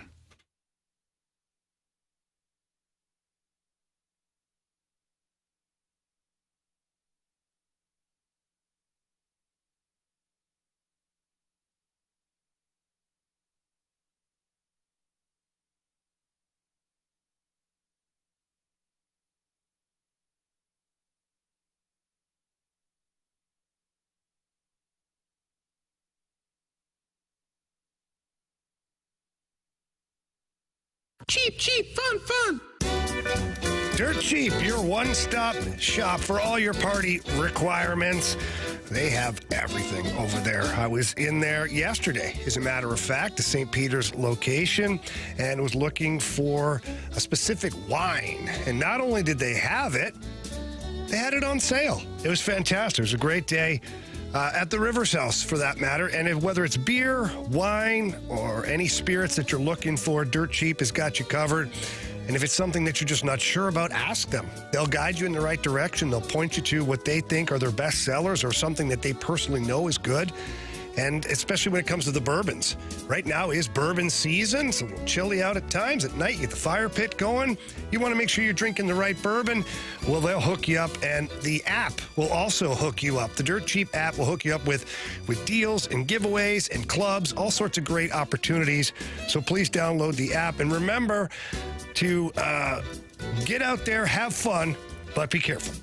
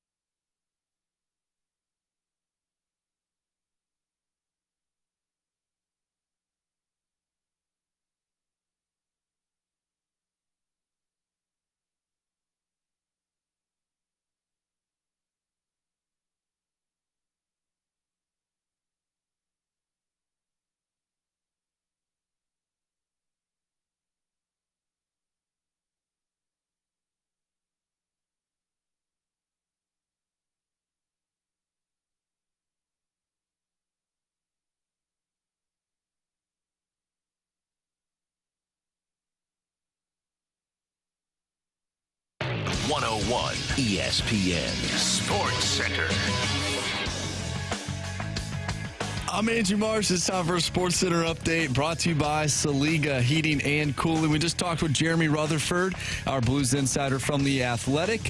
If you missed that interview, or if you missed our interview with Blues head coach Craig Berube, make sure you go to 101ESPN.com or use the free 101 mobile app. You can find all of our interviews there, including our full show. It's all brought to you by Dobbs Tire and Auto Centers. We dove into last night's Blues loss against the Jets, a 5-2 loss on home ice.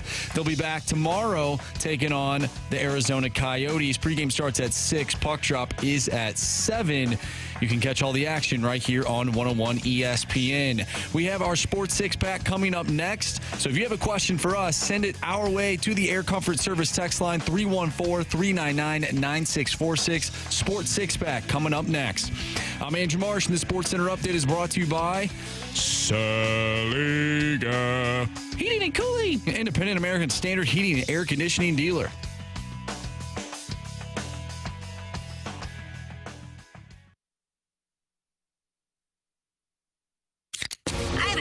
It's time for the Fast Lane to answer your sports questions. I want to ask you a bunch of questions, and I want to have them answered immediately. Asking me all these weird questions. Answer the question. Answer the question. Answer me! The Sports Six-Pack is refreshed by Maggie O'Brien's, your go-to Irish pub in St. Louis for over 42 years.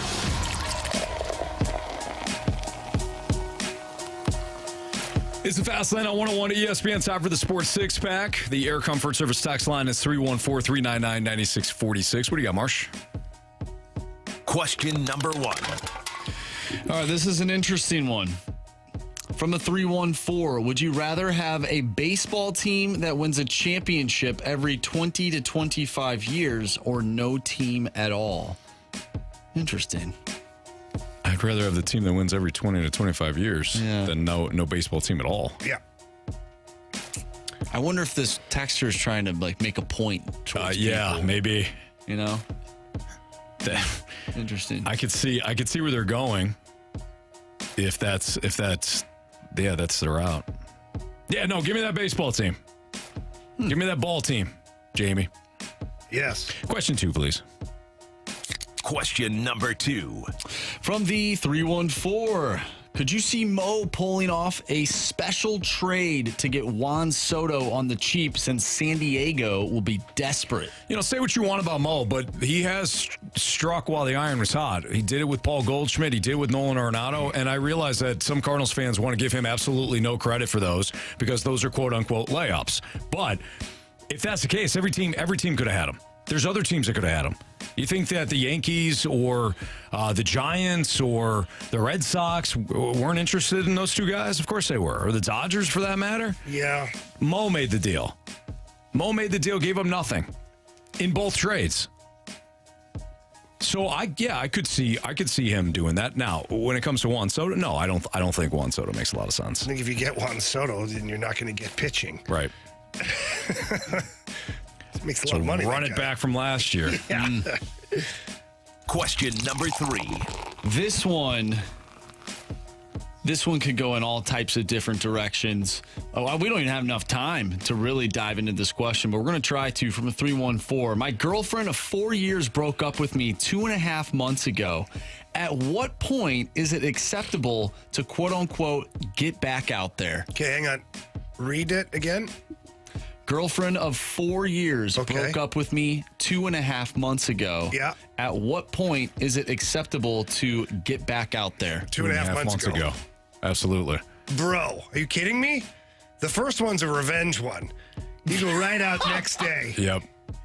And you call one of her friends. Preferably one of her friends. That's exactly what I was going to say. 100%. One that's been flirting with you a little bit. Yeah. Yeah, you send a message right away. That's what you do. And you post that sucker to your socials. You don't want me? Oh, okay. Yeah. All right. That's fair. Yeah. Thanks for the time.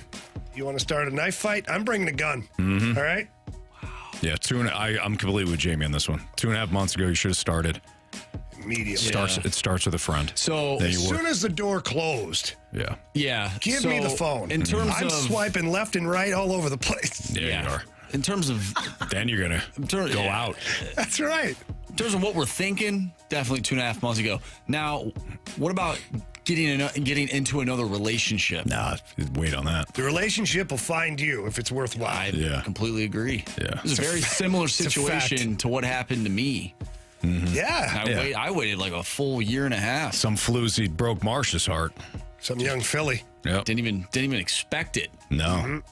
But yeah, definitely these two are the gentlemen that you want to be listening to. For your own mental health, get out and just start talking to other people. Don't sit there and wallow. No, yeah. Honestly, that's the worst thing you can possibly do. Right. Get out with some buddies, get a boys' night out. And I tell you what, I always say, if you build it, they will come, right? Mm-hmm. You get out, you're having fun with your buddies, you're having a good time, the party's happening. Hey, why are those guys so fun? What's going on over there? Hey, you're kind of cute. All of a sudden, you're back in the pond, baby. Right. Swimming. Here's the other thing, too, man. You might be thinking to yourself, oh, it's me, she doesn't want me. Nobody else wants me. Your self-esteem took a hit, right? Your ego took a hit. Your pride took a hit. Okay, fair. That's all, fine. It's on her. She didn't like something about her.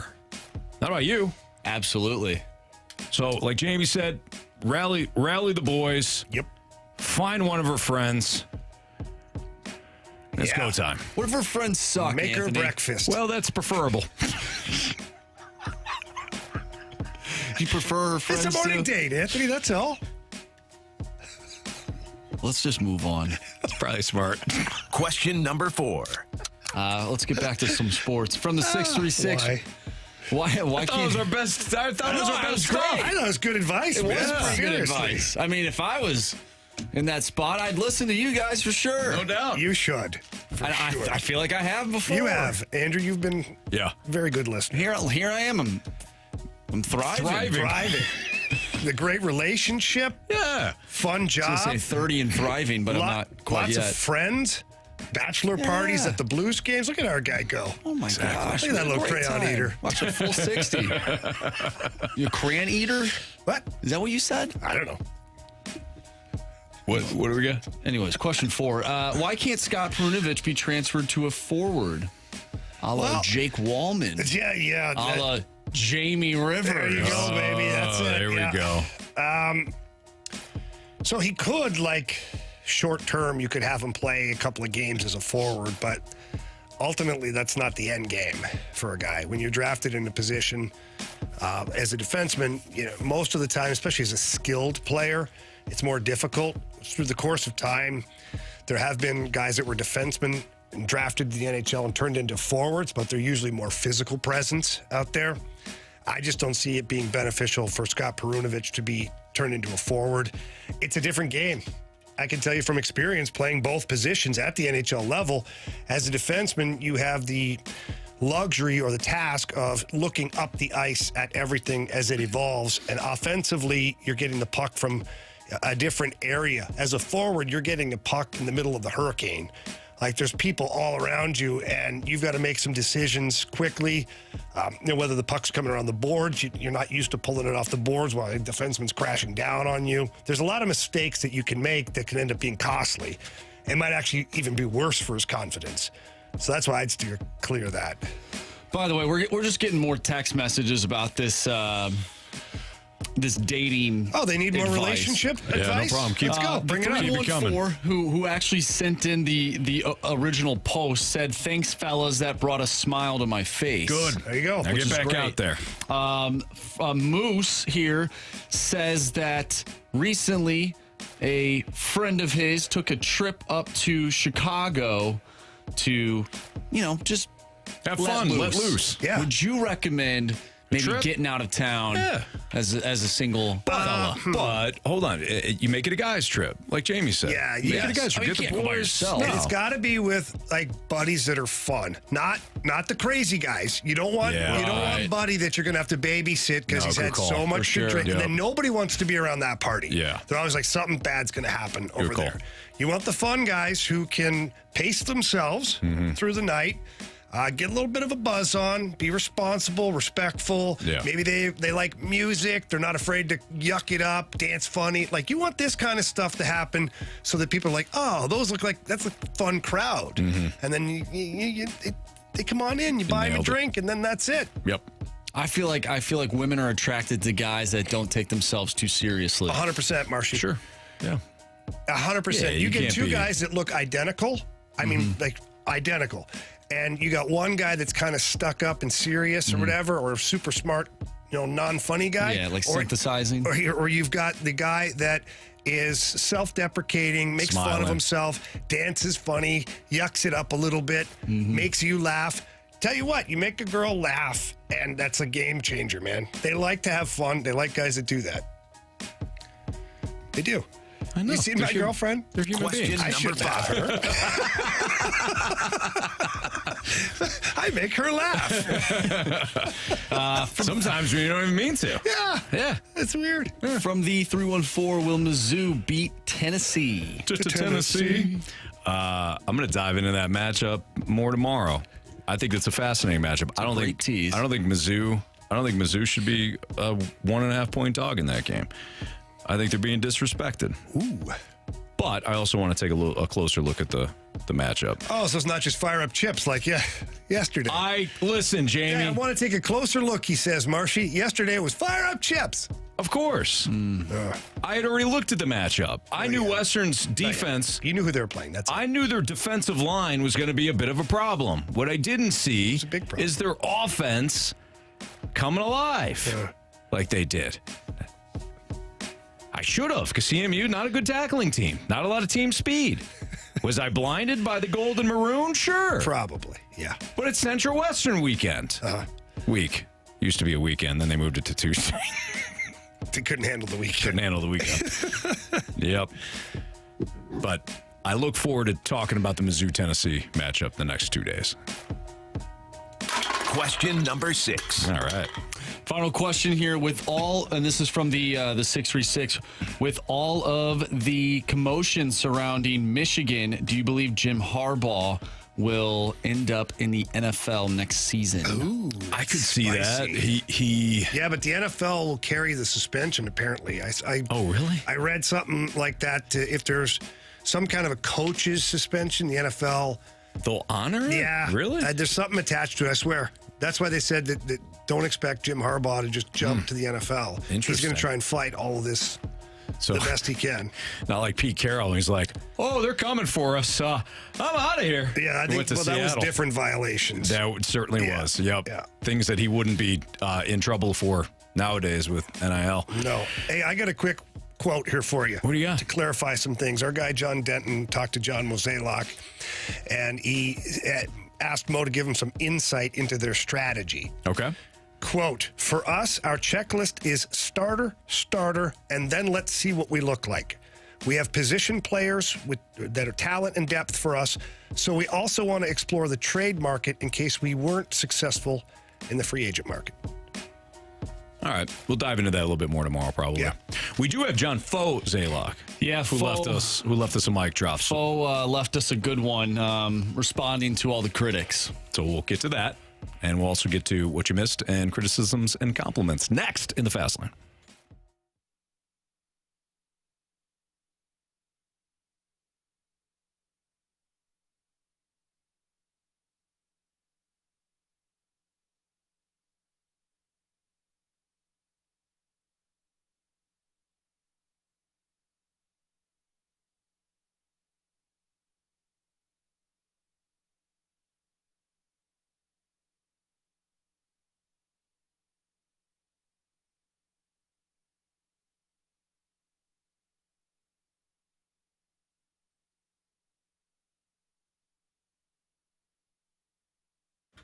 Fellas, are you currently using ED meds? Well, nobody cares, but I care about you paying too much for those ED meds. And we know which ones they are. A little blue pill, the little gummy things there. Yep, stop doing that. Head over to the medicine shop in St. Charles. Well, they've got sildenafil for less than $2 a pill. Prescription is required for that. And they also they offer free discreet shipping and delivery to your home or your workplace for any medicines that you have. So you work late, you're on vacation, kids got sports or whatever's going on, don't worry. The medicine shop will bring the medicine to you. It's a fantastic feature. I use it myself all the time. And whenever I do need something and I don't really know what I'm doing, I get in there to the pharmacy and see my pharmacy family over there at the medicine shop, and they take care of me. They answer all my questions and then offer suggestions. And one thing they always do is make sure that I'm leaving there satisfied. So please get in there and visit them. If not in person, get there online at stcharles.pharmacy. That's stcharles.pharmacy.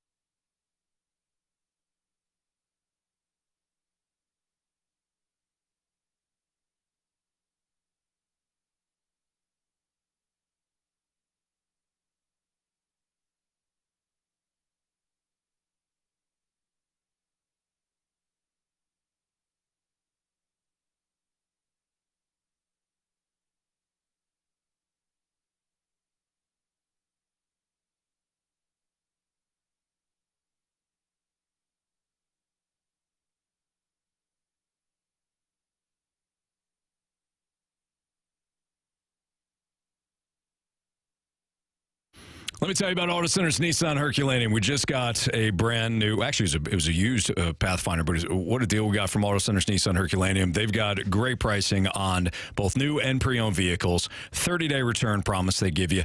The free complimentary lifetime warranty with your new Nissan. They do a tremendous job, and you can, after you buy it, you feel great.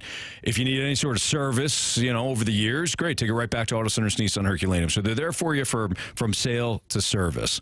But when I say they've got a large selection of vehicles, you're going to be blown away with the fact that they got over 700 vehicles on their lots. One location out in Herculaneum. You're going to love going out there. They've got the hot dogs out there right now. They've got a great service section. But when you start online, you go to AutoCentersNissan.com, you're going to see all the variety of vehicles. It's not just Nissans. They've got different makes and models. And we chose a Nissan Pathfinder because we love the way it rides and we love the way it's got the third row. Maybe you're looking for something a little bit smaller. Maybe you're looking for a sports car. Maybe you're looking for, maybe a pickup truck. Great. They've got them at Auto Center's Nissan Herculaneum. So when you head out there, tell them Stalter sent you. Let them set you up with a new ride. Again, from Auto Center's Nissan Herculaneum.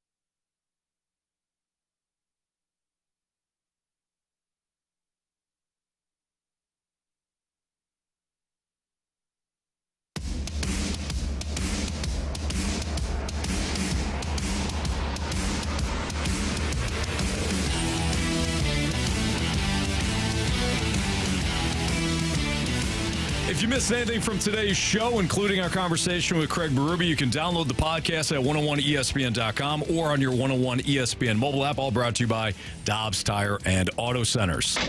Before we get to criticisms and compliments, we do have a mic drop from John Foe Salok, who decided to answer to the critics that he's been hearing over the last couple of days. So without further ado, John Foe Salok. So there's been a lot of anger toward some of the comments that I used the other day, and even yesterday, some anger directed towards the new Boston Pobo. Even though I thought what he said was very elegant, was very granular, and look, Gersh tried to tell me not to send this in multiple times, and I told him to go back to his cage. I'll admit, I'm a little triggered. Everybody in St. Louis thinks that they're a GM, that they're a Pobo, and look, there's a couple differences between myself and these people. First, I use big words. You guys can't understand those big words. Second would be, when my family takes a Christmas photo, there's an ocean in the background. The only water in your Christmas photos is the Arnold Water Tower. When you drop your credit card on the floor, nothing happens. When I drop my credit card, it scratches the floor. So, I think we're dealing with people that should shut up and don't understand why getting Wade Miley is better than Aaron Nola. Wow, he was triggered. I haven't seen John Foe Salok react that way. And there's been a lot of criticism levied at him. So kind of interesting to hear him talk about that. But I do think that we should explore why getting Wade Miley is better than Aaron Nola. It's an interesting thought. Yeah, it's in play. Yeah. All right, good stuff. John, thanks for sending a mic drop, and thank you for listening. You're always welcomed in the fast lane. You know that. All right, Marsh, what do we got for criticisms and compliments? Yeah, we got one from FedEx Brian. This one goes out to Anthony. Thanks for showing Marsh the dark side. His disdain made him powerful and showed his true feelings for the Cards. We will now call him Rant Drew. By the way, podcast listeners, which is all brought to you by Dobbs Tire and Auto Centers. It starts at 2:20 and goes about till 2:40. There you go. Oh, yeah. Where Marsh, the emotional Marsh came out talking about his Cardinals. Yeah. We saw that in the office, and I was worried we wouldn't see it during the show, but yeah. Rant Drew did show up. May have to come up with a different name. I don't want to steal yours. No, listen, it's just a different version. FedEx Brian, he nailed it there. Okay. It's good stuff. And that was good stuff earlier. Absolutely. From the 417, criticism has nothing to do with the show, but these damn grocery prices. Oh, they're terrible, aren't they? Even some of the more economic grocery stores hiked up their prices, Jamie. Yeah. Let me tell you. What's the world coming to? A lot of kids. And a lot of people that eat in my house. Yeah. And it's not fun. Sometimes you get to the cash register and you're like, ooh. A lot of these kids looks like you're not eating anymore. No. Seriously, a lot of these Everybody's times on a diet. I'm like, I'm not doing too bad as I'm going through the grocery store. I get up to the cash register there, and it's like, that'll be $160. I'm like, what? I got 3 things. Mm-hmm. What happened here? Yeah, but there were 3 bottles of bourbon. Is that what? Come to think of it. So that's happened to me before, where I've gotten into like the 25 items or less line, and sitting there, and it's like bloop, bloop, bloop, bloop, bloop. It's like $212. Like, what? What the? Then I forget that. I grabbed a couple bottles of booze too. What was in there? Like, no, this is that was the last guy's cart. Yeah, it wasn't me. I don't want to pay for his stuff. Apparently it was me. All right, we appreciate everybody tuned in today throughout the show. We'll be back tomorrow from 2 to 6. Jamie is on from 2 to 4 tomorrow. Carrie Davis is going to join us. He's pulling double duty tomorrow, so we're looking forward to Carey joining us from 2 to 6. Again, Jamie will be with us from 2 to 4 before he heads downtown for the Blues and the Coyotes. We'll have the coverage for you starting at 6 o'clock for the pregame here on 101 ESPN, your home of the Blues Radio Network. We've got instant replay coming up right now for Andrew Marsh and Jamie Rivers. I'm Anthony Stalter. Everybody have a great night. Again, thanks for listening. We'll see you tomorrow, too. See you.